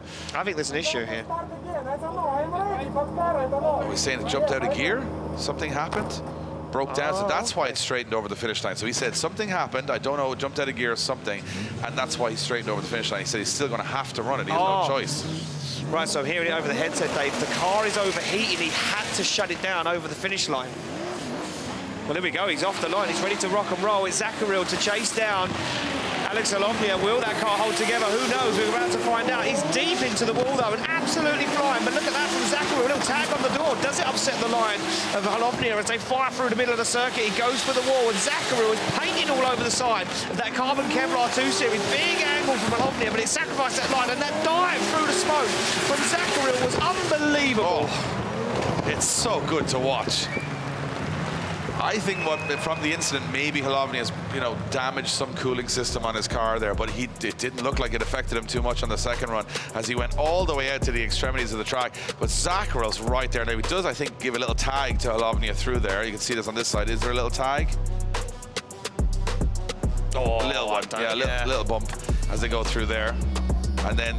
It's just absolute carnage. That was such a pretty car when I got here the other day. That's Holovnia's car. As they come through here, this dive from Zakouril as they come through, fires through here, and then this is where he sort of loads it up. Watch Zakouril. Oh, straight through. And up he's onto the door. blinded Dave at that point. Yeah, right? he has no idea where Holovnia is. He's like, don't care. Yeah. The car's already wrecked. I think it's, last-ditch efforts. This is going to be a very interesting call from the judges. I'm not too sure. There's some great moments for both these drivers. This is going to be a very close one, I think. And who's going to go through to the top 16? It is Marko Zakouril getting the win. Marko Zakouril gets the win and goes through to the top 16. I can see that. I can see that. I can tell, Holovnia hitting the inside of the corner, dropping wheels. And very wild throws in the chase position as opposed to more, I would say, calculated throws from Marko Zakouril. So I think that's what gave him the win in the end. Marko Zakouril all smiles, hasn't had the best season so far. So now he's got a little smile and maybe a little bit of confidence for the top 16. Always goes well here, Zakouril. Yeah, he does go well here. He likes these tight technical circuits where there's no runoff. And look at these shots, Dave. Super cool. Yeah, Drift Masters. I like it. Yeah, I like it. Look at that, fireworks, Kevlar smashed to pieces. Oh, look at Holovnia looking over at Zakouril going, bring still it. there. Yeah, bring it on. Fans loving it. We're packed out here in Finland. No standing room. Every ticket sold. It is sold out in Finland this weekend for Drift Masters. And here is another two drivers who have never faced each other in competition.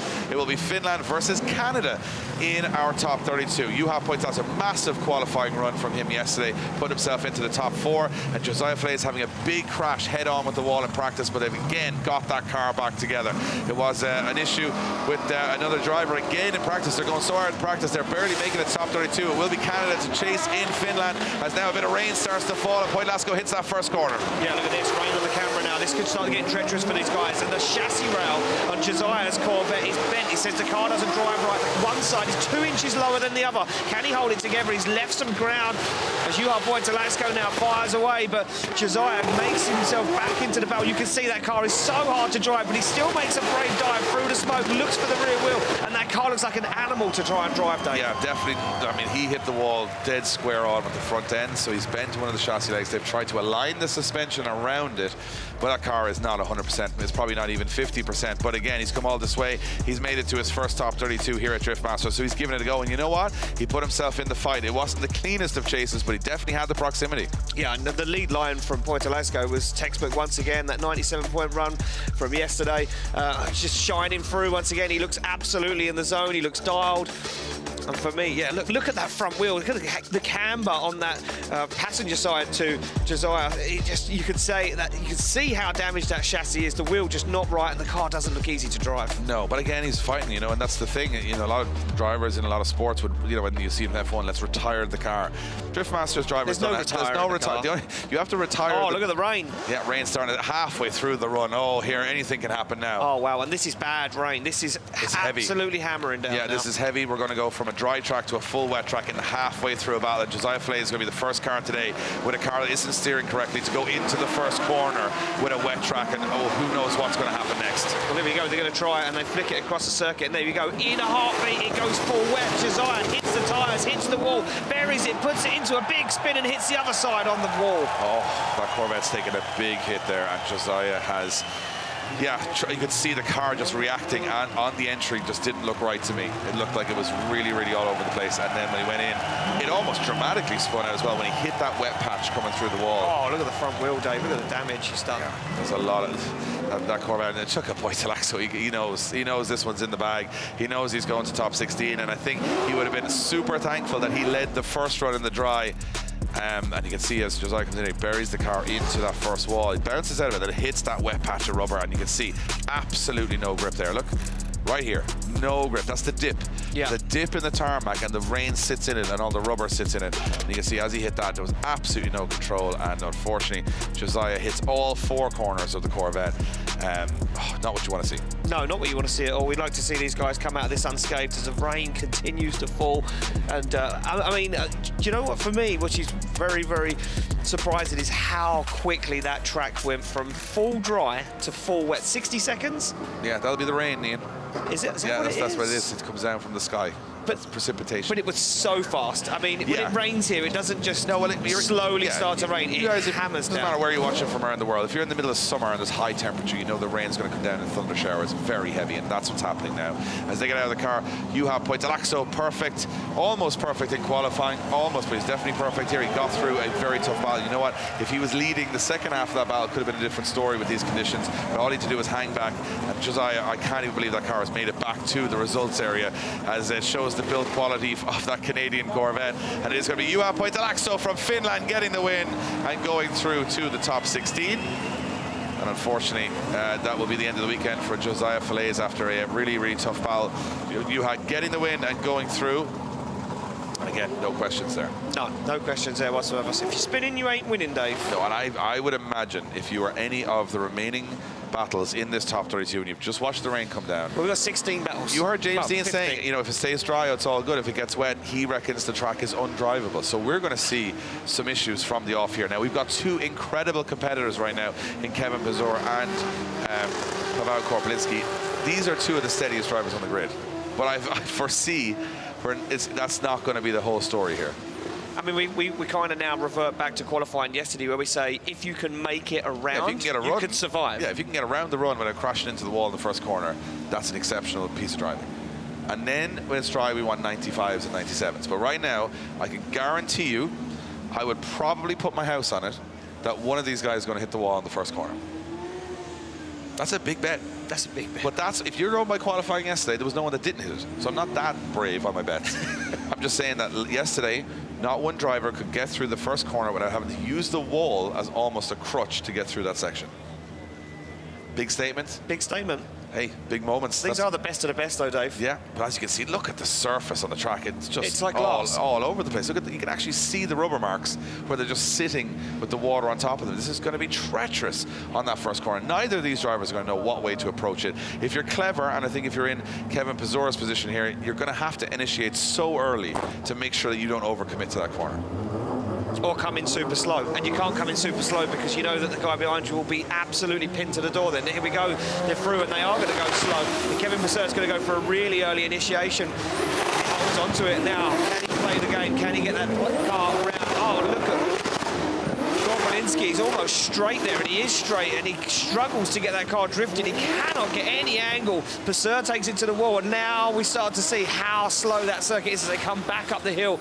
Goes to the wall, tags the back bumper, the rear end pushed back into place for Kevin Pazur. They come down the hill and over the bump, and Korpelinski just can't get that car anywhere near where it needs to be. He can barely carry any angle as Pazur manages to get up the hill, onto the wall, and across the line. Oh, it's like watching in slow motion.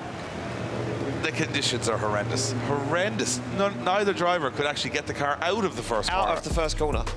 Pazur goes in, and again, you see, straight into the wall, bang, leans on the wall twice, two big bangs from Kevin Pazur. Look at Korpelinski, he can't tell whether the wheels are spinning or they're stopped or what's happening. He's basically doing a rolling burnout at one point here because the wheels are spinning, he's on the rev limit, but the steering wheel's almost dead straight. His face actually looks confused in the car. He's like, what is happening? What is going on? Why can't I get this car to drive like it wants to drive? Pazur is bouncing off the walls.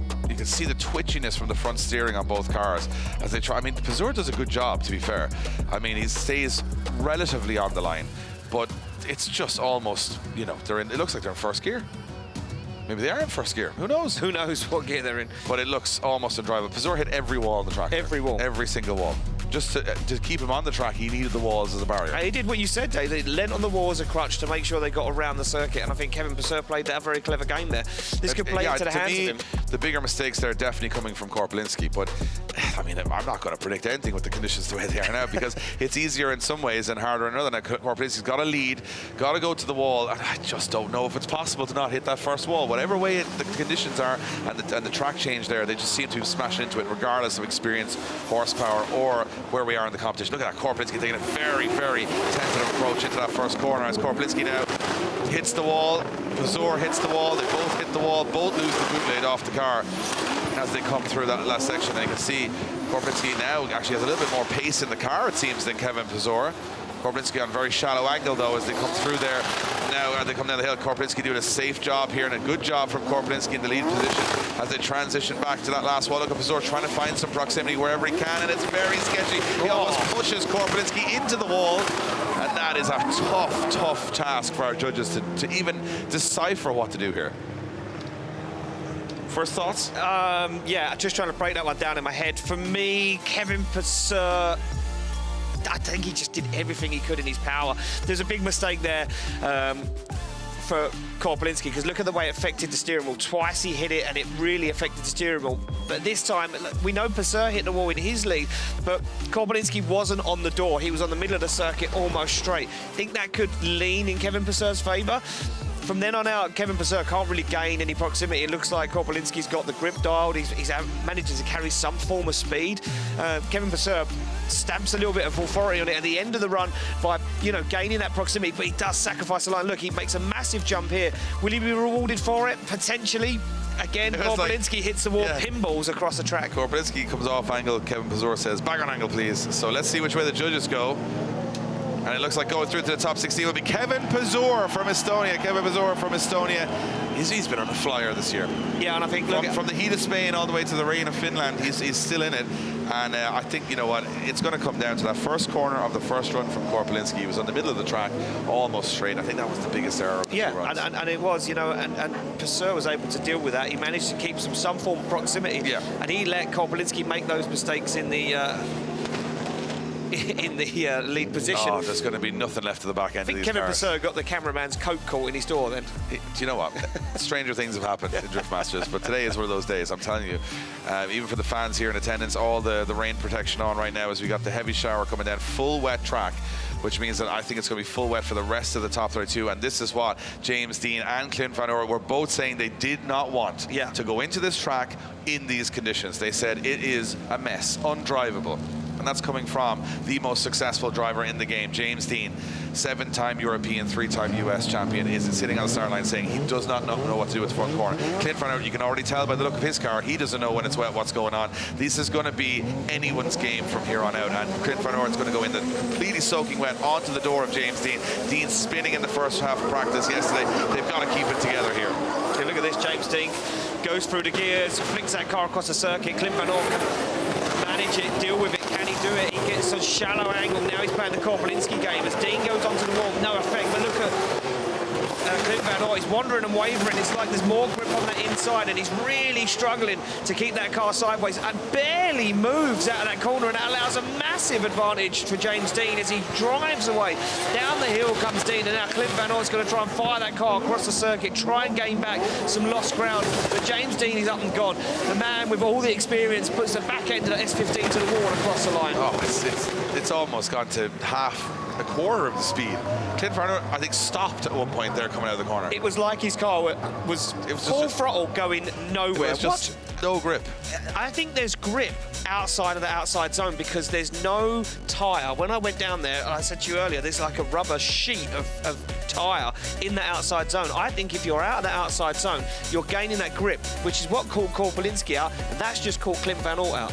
Yeah, inside line seems to be the trickiest. But look at that, when he gets onto the wet, all of a sudden he's got no grip whatsoever, and he somehow just cannot get out of that corner. Deane is not taking chances here. Look how little angle he is everywhere he's going. I am not overcommitting. That's experience of the highest level. He knows there's no point in overcommitting anywhere because I don't know what's going to happen. Let's just keep it tidy. And Clint Van Oort, you know, makes the bigger mistake, in my opinion, on the inside of the first corner, and then coming out of that corner, he almost loses all that ground. So now Deane is in the chase. However, how close do you go here? Because then you can knock yourself out by spinning yourself out in the chase position. Oh, it's so tense here in Finland. Yeah, it certainly is tense. Well, they're through at the start line, down through the chicane. Clint Van Oort goes for a really early initiation on the handbrake for a long, long time. Now gets himself into that outside zone. He's up to the wall. He tags the wall. James Deane manages to keep on angle. He's keeping a little bit of proximity. He drops down. He's on the handbrake. James Deane just keeping his distance. He knows if he can keep this one clean, he could go through. Both cars. Oh, Deane straightens over the curb as Clint Van Oort now puts it to the outside zone. Clint Van Oort fires through. James Deane keeps his distance once again. Clint Van Oort straightens, loses body panels in the middle of the circuit. Deane goes for it. Nice tuck up onto the back bumper, and James Deane applies the pressure as Clint Van Oort goes to the wall, and they crawl across across the finish line. It looked like James Dean just stopped in the chase position on the brakes on full throttle, which was absolutely insane to watch. It was almost like they posed for a photograph. They parked up for and we get a nice photo of the two cars together at the end of the run. That's a big hit. A big hit from Clint Van Orn, not the first this weekend. And I'll tell you what, as they come out of this zone, you can see Dean, as you said on the transition, does have a straight, and it's not. It's not massive, and you know what? I think it was more the way he positioned the car to transition. Clint Van Orn was very on that inside, and that forced Dean on the inside. And then I think Clint Van Orn hits somewhere no one's hit before here. Watch on the transition, the rear end of Clint's car. Does he hit this barrier here? No, actually, it just fell off. It was like a piece that just fell off on the bump. Oh yeah, and that's another mistake from Clint Van Orn there. This to me was the wildest part. When they went up here, it almost looked like they both came to a stop. Look at the speed here. This is in slow motion, but you can imagine. Dean is just like, it's a burnout. Just off. It's nuts. And you can see they're dragging all of the white paint from the boxes around the track as well, because that's starting to come off. Oh, you can see both drivers are like, what has happened here? Get me through this top 16. And I think for James Dean, it's going to be an obvious decision, and he goes through to the top 16. James Dean getting the win. And again, keeping the championship fight very much interesting right now, as he is, I'm just going to put it out there, undefeated in Drift Masters this year so far. Easily said. Yeah. Easily said. Because he is undefeated. He didn't do the first round, but he has not lost a battle yet. Look at this, Clint Van Orn's car has just decided, well, just leave me here. It's not even worth getting involved. I think that's going to need a full re-panel before we go full to rear clamshell there for sure on Clint Van Orn's car. And look how much water and standing water it is on the track. You can see it there in slow motion on our Phantom camera on Red Bull TV. You can see that is aquaplaning at that point. That's not even wet. That's aquaplaning through the water. So, I think it's starting to get to a point now. I think the rain has stopped. Yeah, we've just been told, rain has stopped. Rain has stopped, but that's not going to make any difference to Orjan Nykävijä. And Teemu Peltola, big fan favorite here, Teemu Peltola. The Finnish fans want to see him get that diesel BMW into the top 16. However, they'll also know how good Orjan Nykävijä can be. But who can even try and be good in these conditions, because they are treacherous. I mean, where's the advantage here, Dave? What do you do? It's up here in the commentary box or at home. I'll tell you, that's where the advantage is not being on that track right now. Let's see what happens as they go off the line. Nykävijä will be in the lead position. It's going to be a tentative entry from Nykävijä and a very late initiation from Teemu as they come through that first corner. Look at that, straight down the line. Oh, and look at this. Nykävijä, the first driver not to hit. Well, there he goes, hits the wall. But not a heavy hit, from no big major error from Nykävijä. And of course, Scandinavian drivers have a lot of experience on slippery conditions, and they're going to have to need a look at Teemu. He can't get out of the corner. Teemu got stuck in the corner. The car just crabbed its way to a stop, and Orjan Nykävijä is up and gone. I've never seen anything quite like it. The car just got stuck. It could not move out of the corner. As they transition back again, Nykävijä taking a massive advantage here over Teemu Peltola. I've got to say, in these conditions, that's the cleanest run I've seen. Orjan Nykävijä doing a great job there, but Teemu just got stuck. It almost like the car glitched. He had lag if it was playing, on the simulator. He just got stuck in the corner. Yeah, I've never seen nothing like this before. For me, you're right, Dave. Nykävijä does an incredible job. He does get into the wall, but it's so clean and so well controlled. It doesn't affect the front wheels. Look at that. Peltola does a nice job here. It gets up close and personal, starts to apply the pressure on the outside zone, and he is driving a way bigger car, but he keeps it clean, keeps it out of the wall. But here, look at this. He gets stuck on lock. The car won't react, and he's in the complete wrong place of the circuit to transition. And look at him inside. He's like, come on, come on, come on, come on. Okay, now we can go. And that allows Nykävijä to absolutely drive away. But it's not driver error. Teemu did nothing wrong. He just couldn't get the car any traction. He just couldn't get out of the corner. It's so bizarre to watch, it really is. Not only is it a theme park with roller coasters and pyro and gingerbread houses everywhere, now you've got a track that at some points looks like you're paused the game. It's nuts. Crazy, crazy, crazy scenes here around 3 in Finland, and Nykävijä doing a very strong job. Now, this could, really mix up the championship. I'm looking around. Looks like that's the last bit of rain we're going to get for a while.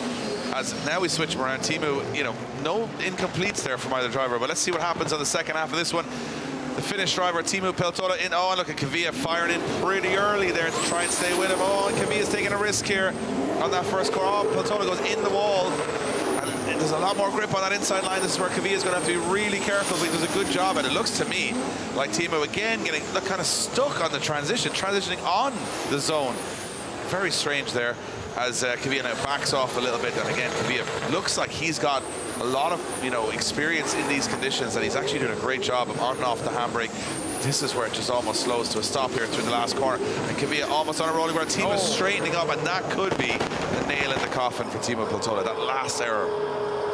It just looks like a traction issue. And then it is a massive traction issue. The sun is now absolutely blazing at the circuit. It's now starting to feel warm once again. Peltola does a nice job, gets into this outside zone. Kvir applying the pressure straight away. Big tag onto the wall, 2-3 times there for Peltola. But for me, Kvir plays a massive risk here. He takes it a big chunk out of it, goes for the dive, and it pays off because he's able to stay within proximity, keeping that car sideways as well. Such a talented driver. And again, as you said, Dave, Peltola gets stuck on that inside, can't get the car to transition, and you can see Kvir having to give him that room. He's like, come on, dude, we need to be on the different part of the circuit here. I wonder, is it a situation where there's not a huge amount of weight in the rear of Peltola's car, yeah. and when he goes to go on throttle, there's not enough sitting it down on the tyres to get that traction out of the corner. Which Who is knows? fine when it's dry and you've got the grip from the tyres, but in the rain, you doesn't play to your advantage. You need that weight to hook it up, and I mean, it's just a speculative argument, but definitely coming out of those corners, it looked like Kvir had way more grip, and we know they're on the same tyre, so it's got to be something to do with the chassis that's slowing Peltola there. Just my, let's say, speculative observation. Wow, could be completely wrong. It's a big word. It's a big word. It's early in the day. I'll be running out of them by the end, I think, the way we're going. So let's see if we get a decision between Tor Arne Kvir and Teemu Peltola. I think the body language says a lot. You can see Teemu saying, not happy with that one. So let's see what happens. Do the judges agree? It looks like they do. Tor Arne Kvir gets the win and goes through to the top 16. He's had a bit of an up and down season so far, Kvir, but that was probably the toughest conditions he's ever driven in, and he looked like a superstar in it. He did look like a superstar in it, Dave, and you know what? He's getting a big round of applause from the Finnish fans, and you know what? They'll be upset that Peltola's out. He is a fan favourite. These guys are still having fun, Dave, on the drop. You went on that last year. I was. It's pretty scary. You were sick after as well. Yeah. Oh, yeah. You said don't tell anyone, but you know. Well, at least you didn't. Yeah, I didn't tell anyone. It's pretty scary, but you get a good view of the drifting. You get a good, for momentarily, you get a good view of the drifting, and then it's all downhill from there. Really? Yeah, you can see this is the moment. Look at Peltola, just cannot get out of the corner. He's clutching, he's like, come on. And he's not even on throttle, he's on so little throttle. Yeah, he's barely touching the throttle. That thing's got like over 1,000 Newton meters of torque. So the problem is there that you're applying all that torque, but all you're doing is spinning the wheels. You can't go anywhere. Exactly. Now the Finnish fans get excited as Lauri Heinen comes to the line. And again, the man who looked superb yesterday in qualifying, winning the showdown. However, that's only half the battle. Here is the main event, and he's up against Michael Reichardt, a man who has often taken down some of the biggest names in the game. This one, the Czech driver will be relishing knowing how good Lauri Heinen's been, but everyone's looked sketchy in these conditions, and now Lauri Heinen's got to step it up. If he wants this championship, if he wants to stay in the lead, he can't afford any mistakes. No, now it's time to shine for the young Finnish driver as Michael Reichardt backs that car and almost makes contact. He goes on the inside, he has to shut it down. Now he's got no grip, and you can see Reichardt in the middle of the circuit trying to play catch-up.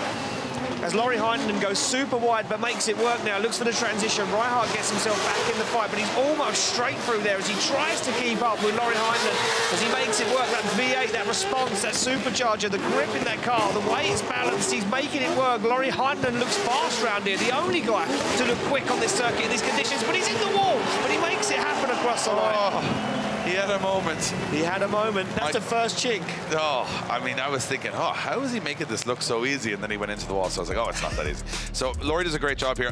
Michael Reichardt overcommits on entry, so he goes on too much angle, sends himself onto the inside of the circuit, and he is in no man's land in there because he's got to wait for a very slow run for Lauri Heinen. So he's kind of going, I can't overtake him, I've got to wait. So Michael Reichardt knows straight away he's in the wrong place of the track. Now, this for me is so funny. They just can't get out of this corner. So slow here. But as they get out of here and go to the wider zones, Lauri Heinen starts to pick up some pace, and now Michael Reichardt can't catch him through that section.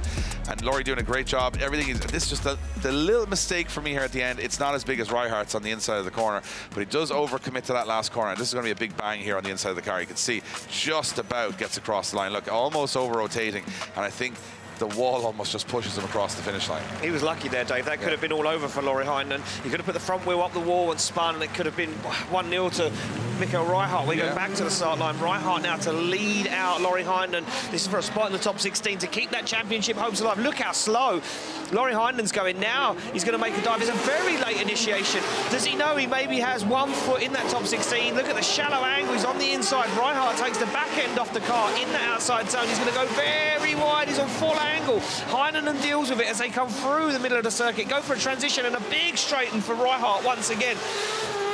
Lauri Heinen now losing ground as he evades the outside zone. Reichardt picks up some grip, and he's up and gone to the 2 last outside zones as Lauri Heinen finds the inside of the circuit. This is scrappy from both sides, Dave. Oh. I'll tell you what. I know it's not good drifting, right? Because the conditions are so terrible. But it is interesting and it is very, very tense. It's fascinating. Because you're going, at any moment, at any corner, you're like, whoa, whoa, he's gone, no, he's back. It's very hard to know. Neither driver looking very comfortable there. Look at Heinonen. He makes a lot of errors here, Dave. He does. But that first corner is a lot better than Reihart's the other way around. Yeah, and Reihart makes a big error coming through here. He straightened for a moment, but then he picks up a lot of grip. As they get over that top of that hill, they come down, he starts to pull away from Heinonen. And look, he's put a lot of ground. If you just started watching this battle here, the camera like, has to zoom back to keep Heinonen in the watch shot. Heinonen now on this transition. Reihart actually makes the outside zone. And Laurie's on the inside. It's a tale of who made less mistakes. I'm going to say it right now, Ian. I'll tell you who the fans want to go through. Oh, I guess it's the guy from Finland. But it comes down to the judges and see who does go through. Into the top 16 goes Lauri Heinonen. Lauri Heinonen goes through to the top 16, and the fans erupt from the grandstands. But it was anything but easy. Quick one over to you, Vernon. I just want to talk a little bit about the conditions here. So obviously you guys are judging what is almost an undrivable track. Have you changed your style of judging here, or is it just down to who makes the most mistakes? Yeah, I don't know what to say, but I guess you hit the nail on the head. It's all about the mistakes, the bigger mistakes actually. It looks like an ice skate ring. Yeah, Lauri didn't have the proximity when he was chasing, but Michał had really big corrections, almost straightenings, but we didn't give it a 0 or an incomplete because of the conditions. So we do try to take that in consideration. Thank you, Vernon. Well, we'll go down to Becky, who is down on the circuit. Becky, this is getting wet and wild out there, and our drivers, well, I'll tell you what, Lauri Heinonen must be happy to get through what was a terribly difficult run, but he's in the 16. 100%, Dave. That was a tricky run. Lauri, it looks like an ice skating rink out there. Can you give us an update? I mean, we can all see, but from a driver's point of view. Yeah, I think ice skating is easier than this. It's slippy all around. There have been rubber laid down the whole track, so yeah, it's slippy all the way around. And can you tell us what happened? We saw you coming through the inner clip there, and Michael just seemed to gain some grip and move away from you. Yeah, Michael was straight and hit a spot where there's no rubber, and he just like a rocket ship went on. Well, congratulations. We'll see you in the top 16, Lauri. Back to you guys. Thanks, Becky. And yeah, there you go. As Lauri Heinonen says, he hit a patch of track where there was hardly any rubber laid, gained some grip and shot away like a rocket ship out of there. But nevertheless, it still didn't give him the advantage, didn't get the win. And Lauri Heinonen advances through to the top 16, keeps that championship hope alive. We go back to the start line to another Finnish driver. It's one of our wild cards, Jakub in that incredible JZX100 Toyota Chaser, sits on the line to take on a man that has a wealth of experience. The young man from Poland, Adam Zalewski, the former champion, now sits in the chase position as the lower qualifier against this local driver who, again, may have that experience on this circuit in these conditions. Will that play fortune, or will the experience of Adam Zalewski come into play? They're off the line, they're through the gears, they come, and the track, well, the rain has stopped, but it's still slippery. As Lauri Heinonen said, wide initiation for Adam Zalewski as Jakub goes for the outside zone and makes it work now, starts to get himself comfortable, doesn't tag the wall, keeps it clean from Jakub, and Zalewski takes that advantage, jumps up onto the door. They both almost slowed down. Oh! And Zalewski has to transition the wrong way through that inside zone. I'm not sure how the judges will look at that one as they come through and down the centre section of the circuit. Jakub looking strong in the wet, and that experience in the rain. The Scandinavian driver putting it all to play right now, but opens the door for Zalewski as he jumps up onto the side of the chaser across the line. Wow, very, very interesting stuff there. Now, for me, highlight part of that moment, Adam Zalewski coming out of outside zone 2, looking for that inside zone and gets it wrong, drops a wheel on the inside of the circuit. Dave, take a look back at this and tell me what you think. What's your views on Adam Zalewski's mistake? Yeah, well, I think Jarkko, I thought he was going to use, as I say, the squishy bit at the back of the car. He's more than anybody, but he didn't hit the wall at all. He actually got through that first corner pretty unscathed. I don't, if you watch the hands from every driver, they just look so panicked. They're jumping at every lever, every issue in the car. And I'll tell you one thing, for me, every single time they transition, I don't think they're confident of what's going to happen next. No. As they come through, I mean, to be honest, Jarkko, I'm not saying Scandinavian drivers have more experience, But this is the moment where now Zalewski, again, this is where Dean and everyone's having trouble. They're almost sitting on the front brake, just spinning. It's a rolling burnout at that point. And you're kind of up a bank and you're off camber, so it's a very weird thing to try and do. But I think, look, at this stage, it's going to come down to a big mistake. And I don't think I can make any call on a battle until we see the second half of the battle. Yeah, because 100%. you could have a big discussion here and all of a sudden someone spins out in the next one and it doesn't matter. So it's not like we're down to the inches and millimeters like we were when it was dry. We're down to who's making the biggest errors. Zalewski puts this in the wall. You saw these GT86s, they don't like it.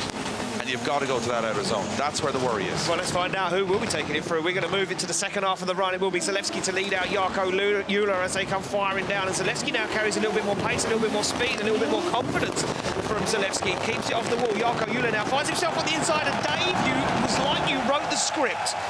I'm telling you straight away, there's a part of that wall, especially that dip. Just, you see where the line of the tarmac is?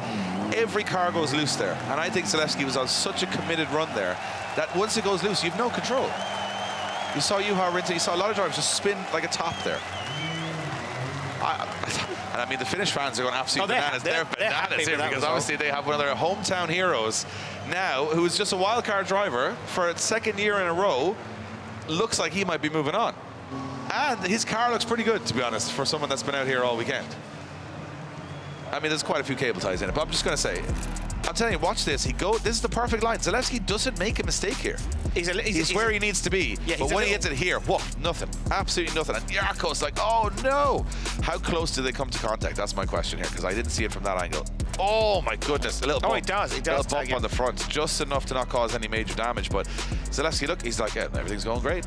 Until he gets to here. Look, oh no, like it's instant. There's no driver input he's put in there that's caused that. He's on the right line. All of a sudden here, whoop, back end just goes, and Jarkko's like, and I guarantee you, Jarkko's looking across, going, yes. He's going, I didn't do it, he did it. I didn't do it. I'm not a judge. It wasn't me. You know, often as a driver, you don't want to predict the result or the outcome, but I think Jarkko's going to know what's going to happen here when we slide him left and right. And I'll tell you, this is an interesting one. We could have, you know, someone like Jarkko go all the way here today just by keeping his nose clean and doing the right thing. And look, for Zalewski, damage him because he's in the top 8 of the championship. Yeah. This is going to hurt him. But the championship's been all over the place this year. Nobody knows what's going to happen. At the moment, Lauri Heinen does get through to the top 16, but you can see Zalewski is going to shake his head here. He's going to know what the result is. And the body language says it all. Is going through to the top 16 is Jarkko Euler. Gets the win and goes through in the largest car on the grid, although Orjan Nilsen would have a little argument. But I'd say those two big Toyotas, I'll tell you what, this is very interesting to watch. And again, the sun is out now, so we're starting to see the tracks drying now. So we're going to go down trackside with Becky Evans, and Becky, it looked to me like Adam was just a passenger there as he went through that first corner. No driver error, just look at the draw. Yes, absolutely, Dave. I mean, this first corner is catching a lot of drivers out, but Adam, I can see there's a very dejected look on your face because everything was going so well, and then it just seemed to slip away from you in one move. That's something that I cannot really understand. I had the same situation at the quali. The first part of the first corner just feels like it's good, and then out of nowhere the rear just goes, and you cannot do anything. I think what happens is that a lot of guys drive close to the wall basically, and a lot of rubber gathers there, and when the rain goes there, basically it feels like ice. So I think I just messed up going too wide, I guess. So what can I say? I'm really, really mad, and I hope that for the next competition we can fight still for the championship and so on. For sure. I mean, your season so far, is it going too badly? I mean, you're still in a championship fight, you're up in the top 10, like, it's going well. How do you reset yourself for the next round? Sorry, what's your question? How do you reset from a setback like this and move forward? Hopefully the weather can reset itself and it's gonna be better and dry, because that's where I feel the most comfortable with. This season we have a new engine. I have to get used to that. We are not testing much because of the budget reasons, challenges, but other than that, you know, it's good, and the car runs, and it runs really sweet, so all I have to do is just get used to it. Okay, and last question. I mean, you must be enjoying the atmosphere here. The Finnish fans really put on a show for you, as do the drivers. Yeah, thank you very much, guys. It's been a pleasure to drive on this amazing track. What can I say? There is so many Finnish fans coming always to the paddock saying hi, and it's just amazing to have such an amazing and so much fans at this track. It just feels amazing to make the first corner and see all of you. It's really, really great. Thank you very much. Thank you so much, Adam. We'll see you at the next round. Guys, not ideal, but what an amazing place to be in right now.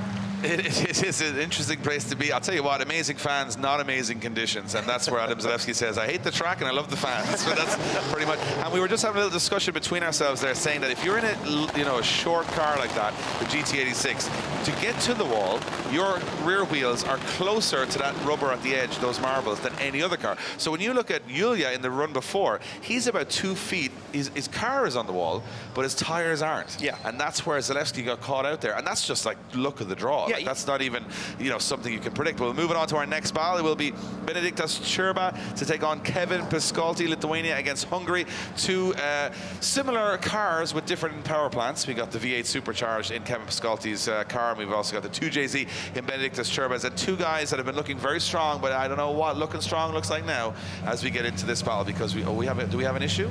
Yeah, Kevin Piscotty has called over our start line Marshall Martin. I'm not sure why. It looks like he was trying to do a burnout and the car wasn't reacting how he wanted it to. I'm not sure if Kevin Piscotty is feeling 100% here. Maybe Marcin's being told, could you dry out the track, Marcin? He's asking him to look under the back of the car. So is something wrong? Benediktas Čurba just trying to stay calm, stay collected, having a little look across just to see what is going on. Word in my ear is that Kevin Piscotty feels like the differential or one of the drive shafts is broken on that car doing the tyre warming. Oh, well, that's not going to make things any easier here, is it? But does he run? That's the question. I mean, technically, no, he can't, because then he's only going to be spinning one wheel. Kevin Piscotty, talking to a start line marshal, I'm not sure. The only way he can really test it is by doing a burnout. Oh, and I think it's broken. And I think our start line marshal just give Kevin the sign to say he's out. Yeah. Oh, and I think he is out. That is harsh going. Breaking a drive shaft in the wet. But Dave, it goes back to the same thing again. There is a lot of rubber down in the burnout box in the tyre warming area. Did he hit a dry patch? If they hit a little bit of a dry patch, that could have broke a drive shaft. Very easily. Especially if they would have lowered the tyre pressures more than normal to gain a little bit of grip. And that's, yeah, it looks to me like he's being sent back into the paddock. Oh, not what you want to see. We started the 32 with Oliver Randalu being eliminated on a mechanical, and now it looks like Kevin Piscotty is not going to get a fair roll of the dice either. It looks like Benediktas Čurba is like, well, it's still scary to do this on your own too, so it's not like he's just going to... So all he's got to do is initiate the first corner, prove that his car is mechanically able to do the run. He doesn't have to complete the whole course, but I feel like he'll take that opportunity with the conditions being so bad. But then you don't want to put damage on the car when it could be dry later on for top 16. It's hard to know what to do, Ian. I don't know, and I'm glad I don't have to make any decisions. But the thing is, this is 2 days in a row now. We don't know what's going on, but when we're getting through it, ladies and gentlemen, so there we go. Čurba goes for it. It's a fast initiation. I'm looking out the window, and he's no messing around. As Čurba gets into it, the onboard, you can see how focused he is. And he's going to go for a full run of the track. I can see now, because Čurba, like you say, Dave, will want to feel out those conditions. If we do get any rain between the break of top 32 and top 16, it could be like this for the rest of the competition. Yeah, well, here's a question for you. I got a few. You got a few. Do you avoid the wall on the first corner to not take the risk and hope that your opponent spins? Do you play it safe? Do you not go right close to the wall? But then you're risking an incomplete. But you're risking an incomplete if you don't get past the first corner too. You know, you're seeing big names spin out there. Rintanen, it's a game of chess. I don't know. I'm very glad that I don't have to make any of these decisions, because I'll tell you what, if you're a driver or a spotter or any one of these teams right now, you're just biting your nails going, I don't know what's going to happen over the next minute or two. Now, Čurba would have been expecting a heavyweight encounter with Kevin Piscotty, and then all of a sudden differential breaks on Piscotty's car. He cannot make it to the line, and therefore Benediktas Čurba, by default, proving that his car can work, will go through to the top 16. Not the prettiest top 32 we've had in Drift Masters, but a fascinating one all the same. An interesting one, you know, and it's kept us all glued to the screen, and it's kept us all intrigued of what's going to happen, how is this going to play out, and who will make it through to the top 16, who looks strong. We said it before, we'll say it again, this could change massively. It looks to me now like there's not a lot of big black clouds in the sky around, which means the temperatures are rising, the track is starting to dry, so will we go back to full drive for top 16? And who knows? I mean, that's Finland. To sum it up in 2 words, who knows? Who knows? Yeah. Well, there we go. We did make it official on your screens. Čurba gets the win, advances through to the top 16. And we move into the final battle of our top 32. That is it. This is the last battle of our top 32 before we head to top 16 later on this afternoon. It will be Jakub Puszczonski to take on Conor Falvey now. Got an interesting fact for you here. Okay, another one. When Kuba Puszczonski started his motorsport career, it was the year Conor Falvey wasn't born. Oh, he wasn't born. I was going to say it was the year he was born. Yeah, Conor Falvey wasn't born when Kuba Puszczonski started his motorsport career. Kuba Puszczonski has won at Dakar, he's won at Rally, he's won at drifting. Conor Falvey, 16-year-old school kid from Ireland, really up against it here as the underdog, but again, anything can happen in these conditions. But what is Jakub Puszczonski driving? He's driving a very short car, which has to go close to the wall, where everybody's been struggling, and we're going to have to see how that plays out.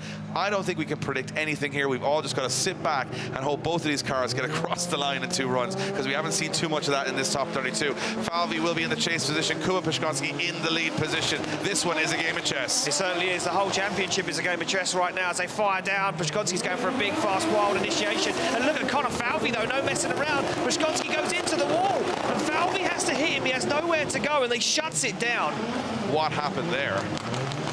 Did Puszczonski go into the wall and bounce back into Falvey, or was Falvey too aggressive? We're going to have to check a replay on this one. And they don't get past the first corner again.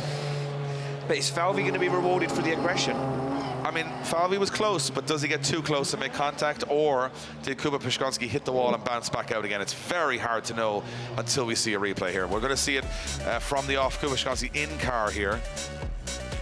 Now, as they go through, Falvey's very close. Watch the rear end of Puszczonski's car. He hits it hard, and does he bounce back into Falvey? He bounces back into Falvey. Falvey's keeping the proximity. Watch, bam, bam. Oh, that's hard to call. Falvey's very aggressive, maybe overly aggressive at that point. No, look, it's very, we put our opinions out there. Yeah, but do you have to give room? I don't think, yeah, but this is the problem, Dave. You give the room, and then you allow that that lead car to get away. I'm going to say, and I'm going to throw it all out there, I'm going to say that Kuba Puszczonski made the error first. He did exactly what Zalewski done. I'm hearing the results come in now that Kuba Puszczonski has debeated, therefore the judges have had to make a decision, and they have made a decision on this one to give the fault to Kuba Puszczonski, meaning that going through to the top 16 will be Conor Falvey. Conor Falvey goes through to the top 16, and it all happened in an instant. We're going to go back to our judges. Vernon, what happened there? So are we right in saying that Puszczonski bouncing back into Falvey, or what happened there? Yes, exactly. That's what happened. We saw the replay from the back, and you can see that Kuba is hitting the wall first, and then Falvey hits him, and that caused the incomplete. So, yeah. It's Kuba's mistake. You can see it here on the replay. This is a very nice view. There you go. Yeah, so I guess, yeah, Vernon, what you're saying is everyone's been doing it, but if you're close, which is where you want the chase driver to be, you have nowhere to go there, which is this is a what I'm fair saying. point, yeah. And we look, we always have a tussle with the commentary booth, and that's damage on the car. Now, we may have to give Conor Falvey yet a complete debeat, so he's going to need a competition timeout to repair the car. At the moment now, the judges are deciding whether he needs to, because he's won the battle, and he needs to do the second run. So we have a fit. So he has to do the second run. He will be given time to put another tire and wheel on that car, and Conor Falvey will need to do a second run. So not going through to the top 16 just yet. Well, he will go through, but he wouldn't be able to continue competition if he doesn't complete the second half. So I'm hearing it over my headset. What he has to do is go back, change that rear wheel, and then he has to initiate the first corner to prove that his car is able to compete. Then he will get the win, and then he will be able to drive in top 16. Yeah, so we're just going to make the clarification of the rules here. So Conor Falvey, not at fault. No. But in order he will get the win either way, because Puszczonski is out. However, he would be out of competition if he couldn't prove his car can mechanically do the first corner. So either way, Conor Falvey is going to win this, but to go to top 16, he needs to put a wheel on the car and initiate into the first corner. So dramatics as always here in Drift Masters. It's never simple. Never a simple time. So he's got to crawl that car back into the paddock and put on a wheel, go back out, and that will be the end of the top 32. I mean, it's got to be said, we've seen it all here in this top 32, and I will be honest when I say we probably have seen nothing yet, because it started qualifying very like this yesterday, and by the time we got to the end of qualifying, we were seeing some immense driving. If it holds the weather as it is now, we will see that immense driving again. But what we do know, and everyone who's watching at home and everybody in attendance, that this track is pretty much undrivable and unpredictable in the wet. In the wet, it's almost anyone's game. But, and you probably won't get through the first corner half the time, but if it stays dry, we're in for amazing battles. We got teased with that at the start. We've had a lot of mechanical failures. It's been a very kind of scrappy top 32, but some big underdog wins. We've got some big names in the championship all mixed up again now. And I don't think any of the drivers that are in that top 16 will care how they got there. No. They're just there. And you know what? That's what I was just reflecting on a moment ago. I'm looking at the battle tree I've got in front of me that has been completed. We'll show you guys a battle tree in a few moments' time after we've completed our top 32. And I'm looking saying, look, some of these guys, the big names, the heavy hitters, have fallen due to track conditions. But what it's done is it's mixed up the championship a little bit. And the top end of that championship heading into round 4 in Riga is going to look completely different once again. Where it changed, I mean, obviously the top guys are going to have to, we're looking at some of the biggest names, Zalewski going out, for example. What I'm looking at here now is the guys in the mid-pack. A good result here, and you're kind of mixing up the first 2 rounds in there, saying there's probably 20 drivers that could end up in the top 5 at the end of the series, which is great for the championship. So we're going to go down trackside to Kuba Pushkonski with Becky. It looked again, another driver, Becky, falling victim to halfway around that first corner. Yes, absolutely, Dave. That first corner seems to be such a tricky one. Kuba, we saw you initiate into the first outer zone. And then what happened? Can you tell us from your point of view? Inside the point of view is like this, that you feel the entry speed is really good. You start to this corner and then you have good feeling. You feel that the line will be perfect. In one moment in the middle of this corner that is so slippery that you get like 1 meter back and then there is the wall and I hit. It's like this, the hard conditions, on the dry it was perfect, on the wet it's a little bit lottery. And also, I mean, you're driving a GR86. What people have to understand at home is there is no overhang on these cars. Where your back wheels are is literally the back of the car. Like, you don't have much space between the wall and you. Yeah, the wheels are really close to the bumper and then close to the walls. That's why when you hit the wall, mainly you hit with the wheel. And then I lost the drive shaft, and then I had no power to go, and it can happen, It can happen. Drifting is unpredictable. But do you think you'll be able to get it fixed, or are you're out now? We are out because we lose the battle. The car is possible to fix for sure, but in the end, drifting is win or die. Thank you so much, Kuba. Thank you. Back to you guys. Thanks, Becky. I love that. Drifting is live or die, and I guess that first corner is live or die for today's competition. I think the thing I took away from that, Dave, was it's a lottery, and it is a lottery. It's almost pluck a number out the sky. Will you get through? Maybe not. It is a lottery. All I know is that in a few moments' time, we'll be heading into our break before top 16. Will the track dry by then, or will we head into a part where we headed into yesterday, where it was patchy, where you have that slippery part of outside zone 2, but then there are patches of grip? That is what the drivers hated more than anything else. That was literally the worst part, was the wet and dry. Yeah. And I think, looking at it now, I'm even seeing some of the dry patches starting to appear on the track. If it stays like this, and I mean, I'm going to say nobody knows what the weather's going to do here. We just see these spots of big black clouds. Sometimes they miss the track, sometimes they hit the track. From this point of view, I mean, this is, look, that's it. You're looking at literally a representation of the competition right now. It's up, it's down, it's spinning around. You don't know where you're going to end up. And that's pretty much how every driver's felt on the first corner there. Just, whoop. Well, we're okay, we're through it. So I'll tell you one thing, it's fascinating to watch. It's not easy for these drivers who want to show how good they are, and they want to be pushing as hard as possible, and that's not possible when the conditions are like that. And when you see some of the biggest names in the game struggle, you saw Laurie Heinen losing, 10 car lengths to it. You saw James Dean almost stopping on a burnout at points. You see a lot of mistakes from a lot of big names, and that to me tells the story that it's not about the car or the condition. Not about the car or the talent. It's about the conditions. Yeah. And the fans here, they're in a t-shirt, then they're in a hoodie, then they're in rain gear, then they're back in a t-shirt. And I'll tell you one thing. Well, I'm Irish, so we're used to this kind of thing. But when you're driving a car, especially at these knife-edge sort of tracks, especially with the big walls, right? If we didn't have that wall there, you'd spin around, it'd be fine, the car would be okay, you hit the gravel or the grass. But when there's got a concrete wall there, it punishes you so dramatically in an instant. So we've got a clock on for Conor Falvey here. There's 6 minutes 35 on the clock for Conor Falvey to get back out. Now, all he's got to do, he got James Dean over there trying to just advise what to do. They've definitely got damage in the rear of the car. Oh, they're doing some welding, so there's some welding going on. Something's broken on the back of the car. So this is not as simple as it first seemed to putting a wheel on the car. It looks like they need to weld something on the car to get this back out on track. And they have to, so they've got a cracked subframe apparently on the back of the car. So now they've got to try and get that wheel on and make sure the car doesn't have the wheel fall off. That was a big hit when you think about it, wheel to wheel, and the team now trying to get that car back out. Remember, Conor Falvey will go through either way. However, he will not be able to compete in, or allowed to compete in, the top 16 if he doesn't make the clock. Yeah, and I mean, and there's maybe people at home saying, well, why are they welding it now? You're going to have a break in a minute for, quite a while. He has to initiate and make his way past the initiation point and into that first corner to prove the car works. Well, we're going to get information now of what is going on with Conor Falvey. Becky, you're down the pits, a lot of activity down there. A lot of activity indeed, Dave. There's so much going on. All the teams are jumping in to help. We've got people welding, we've got people hammering, and we've actually got a fairly relaxed Conor Falvey with us right now. Conor, that was all happening so quickly, and then it wasn't it? Yeah, it was. Look, nobody could have predicted the weather. It was sunny there. It's sunny now, actually, but it was raining a while ago. And I was nervous for the battle because Kuba is obviously a very talented driver. And I said, I'm going to have to give it everything. So I went in as close as I could behind him. And unfortunately, he just lost grip because there was no grip out there and hit the wall. So no fault of his either. Look, the conditions are very tricky. And we just had a bang now. But all the lads, James's crew, everyone's giving a hand here. So we'll be back out for the bye run. It's remarkably calm, actually. Everyone's just sort of getting stuck in. There's not too much hecticness going on. There's no shouting. It's just like, right, this next, that next. You've got 4 minutes, 51 seconds. Yeah, everyone's kind of relaxed around here, thank God. It's my worst nightmare now if everyone was giving out, so thank God everyone's relaxed.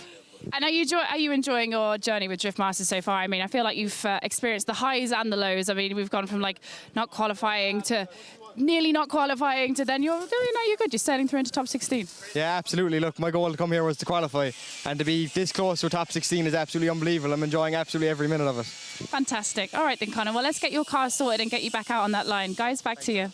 Yeah, so you can see a lot of different teams trying to get that car back. I'm not exactly sure what they are welding. It looks to you'd be the fabricator of the two of us here, Ian. What are they trying to get together here? Is it a wishbone? Is it a subframe? What? It's got to be something. There's a man in the way. That's the problem. Yeah, there's someone in the way for good reason. Now, what are they cutting here? Well, it looks like they're trying to either repair a broken arm. You can see a spare part on that blue suspension component you see in the background is wise fab suspension. A lot of these guys run it.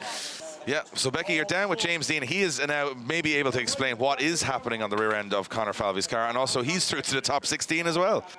He absolutely is through to the top 16. He's actually sort of mid-croissant right now, so he's just surveying the scene and seeing what's going on. Disturbing me at lunch. I'm not disturbing. You've got a job to do. So, you saw what happened there with Conor Falvey. How easy is it for that to happen? I mean, it's just a really tricky track. Yeah, it really is. That first corner is just... It surprises you every single time because it feels different every single time. I don't know. I've never experienced a track like it. But, yeah, luckily, it's only a small bit of damage, so they're going to weld it and show that Conor's car can work. And then they have lots of time between now and top 16 to get his car perfect. So, yeah, it's a dramatic top 32, a lot of upsets, but drifting never stops surprising all of us. Like, it's insane. Don't you just love this, though, the way everybody just jumps in? You know, there's people from your crew, there's people from Clint's crew, like, everyone's just like, quick, just get him ready. Yeah, absolutely, and that's one of the best things about drifting, where you don't see in a lot of other motorsports, is you could have two guys going against each other in top 16, and one crew from one team will help the other team to show and make sure that there's going to be a battle for the drivers and the fans that watch. So it's very unique, and I think many sports in the world, but I love it. I love seeing this. And here's what, 2 minutes left. Everything's going to be looking good. He'll do what he needs to do, and yeah, looking forward to seeing Conor make his first top 16 in Drift Masters. You must be very proud of Conor. He's a young Cork lad coming up, and he's 16 years old. 16 years old. I remember being his age. I'm 32 now. It's insane, and I see he's enjoying every single minute of it, and yeah, it's awesome to watch it. Fantastic. Right, guys, I think we should be about ready to go. There's wheels going on. They're being torqued up, so I think he's going to make it to the line. He's got 1 minute, 50 seconds, so we're all good. Yeah, it looks like they'll make it to the line, and two things are going to happen. They're going to get that wheel back on that car, and James Dean's going to finish the second half of that croissant, and everyone will be happy for top 16. James is to the top 16 of his croissant. Is that what you're trying to say? I'm saying, you know, you got to get the food in. Croissant look good as well. I'm hungry now. Making me hungry watching James Dean. Yeah, he's a good advert for croissants there. I'd say the thing about it, well, you wouldn't want a croissant there. Yeah, you'd hold on to a croissant after you go on that thing, that's for sure. Look, it's right, James Dean's saying it there. We do talk to James a lot, just from his level of experience. He's been from all around the world, he's won all over the world, and he's driven all over the world. And when James Deane says he's never felt a corner like it, you have to take that with, you know, an absolute weight behind it, because if he's not comfortable, what does it feel like for a 16-year-old Conor Falvey who's never, you know, been at this level before or gone against these drivers? You mentioned it. He's just beat a driver that was competing in motorsport before he was even born. So it's got to be tough. You know, he's half the age of James Deane when you think about it. We still see James as a young gun in the game, you know. And you know what, for me, it was nice to see, because James Deane started his career at a similar age to Conor Falvey, and he's now watching Conor Falvey do what he did many years ago, and he can probably almost see himself there, you know, in that situation, and he's probably leaning on Conor, saying, look, stay calm. Walk away from the team, let the team fix the car, you can see and that's then get back into Conor it. Falvey's dad there running behind the car. It's a real family affair for the Falveys. You know, he's one of 5 siblings, and they're all here, cheering on their older brother. So it's a real family affair down there in the Falvey pits, and I'll tell you what, they'll be ecstatic now, because, you know, no qualifying at round 1 due to mechanical, and then the second round he qualifies 5th, loses his top 32 battle. Now he's won his top 16 battle. So it's constant progression, which a lot of new drivers, we talked to Adam LZ, we talked to Josiah Fallaise, we talked to a lot of guys, you know, in the championship for the first time. Fionn Roach, another example. They just want to end every round better than they started it. They don't want to win the championship straight off. They know the level of competition. They just want to be better driver every round than they were at the last. And I think the progression gives you confidence, and it gives you a level of, you know, positivity leaving the round. So I think Conor Falvey, if he can initiate into this first corner, if he can just put a handbrake together, he's going to go to the first top 16 of his Drift Masters career. And that career is looking pretty bright at the moment, Ian. You know, he's been up against some big names here. Juha, not easy. Juha Rintanen, Kuba Piszczonski, they're your first 2 opponents when you come into the championship, and he's held his own. He certainly has held his own, Dave, and you know what, he's got, like you say, an amazing team behind him. His father, a former pro driver as well, that's giving him a lot of experience. He's got the likes of James Deane as a good friend. He's also got the Shanahans there that are helping him out. So he's leaning on a lot of people, gaining that experience at a young age. And you know what, I think he could be a guy that will grow into this championship massively in the coming years. And I'm looking forward to watching his progression. We've watched it with Conor Shanahan. I just watched it. You can see he's Starline Marshall. He's asked the Starline Marshall, because he knows the car isn't 100%. There's a really, really hot weld holding something together. He said, what have I got to do? And he's saying, you just need to initiate the first corner. You don't need to do the whole lap. You don't need to, because again, that car probably not put together 100% at all. And he probably wants to get back to the pits as quickly as he can to get that car repaired fully, ready for top 16, because he wants to stand the best chance he can in that top 16 battle. I mean, look, if he could make a great 8, what a weekend for this young man. I think Conor Falvey informing the marshal that he doesn't want to do too much drifting, because he's not confident in whatever weld is in the back of that suspension. So he said, I just want to do enough and enough only. So let's see what happens as he comes down. It's the last run of the top 32. Very tentative initiation from Conor Falvey, which is exactly what he needs to do. Pushes it wide, puts it into the wall. And he definitely didn't need to do that much, Conor Falvey, and he's decided just to take it on, go through the course, and he shuts it down, which is exactly what he said to the marshal he would do. Probably unnecessary to take the whole back end of the car off. Hey, but look, if you're going to do it, why not? Go for the fans, right? That's what it's all about. So if Conor Falvey will take the win on this one and go through to the top 16, bringing to an end our top 32 here. And this man picking up the bumper has been busy picking up everyone's bumper this top 32, because we have a small break before we head to that main event top 16. Will it be wet? Will it be dry? Will there be big upset? Who knows what's going to happen? Will Laurie Heinen get the victory in front of his home fans that they all want? We don't know what's going to happen for the rest of the day, but we do know we're never going to be able to take our eyes off it. Getting the official call in now, and it is, of course, Conor Falvey going through to the top 16, and work to do for the team to get that car back out there. Team Drift Games are going to have to be busy for the hour, making sure that back end of the suspension is okay, and I think they're going to mirror every other team in the paddock right now, Ian, because there's a lot of activity down there. There's definitely more going on behind the scenes than there is in front of the cameras today. Yeah, I mean, look, we could send Becky and that camera in the pits for the whole afternoon. And I'd say we could send Becky in with a welder. There's a lot of people needing a bit of help at this stage, so we're going to have a look at what way it's stacking up for the top 16 and what happened in our top 32, reminding you all. And here's where it looks like we're at. We're going to have Conor Shanahan go up against Mika, Keski-Korpi. Look at this. McKeever, Correia, Hartman, LZ. Jack Shanahan goes against Zakouril.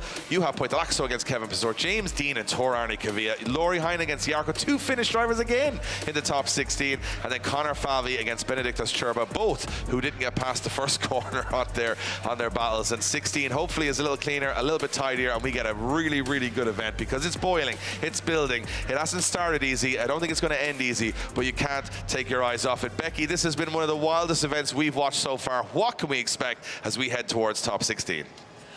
Well, I wish I had the answers for you there, Dave, because I have no idea what we can expect. But I know that it's going to be an afternoon of big, big battles. I mean, our top 32 threw up some really interesting moments. I mean, hard luck for Randalu and Piscolti, but honestly, it's all going to be much bigger and better this afternoon. And hopefully, the weather is going to hold out, because that's going to determine a lot. So make sure you guys are joining us this afternoon at 4:50 p.m. local time. You can catch us completely free live on the Red Bull TV app or on redbull.com. So make sure you get yourself comfortable, get something to eat, make sure you strap in, because it's going to be a huge round, as always, with Drift Masters. So that time again, 4:50 p.m. local time. We'll see you very soon for our top 16.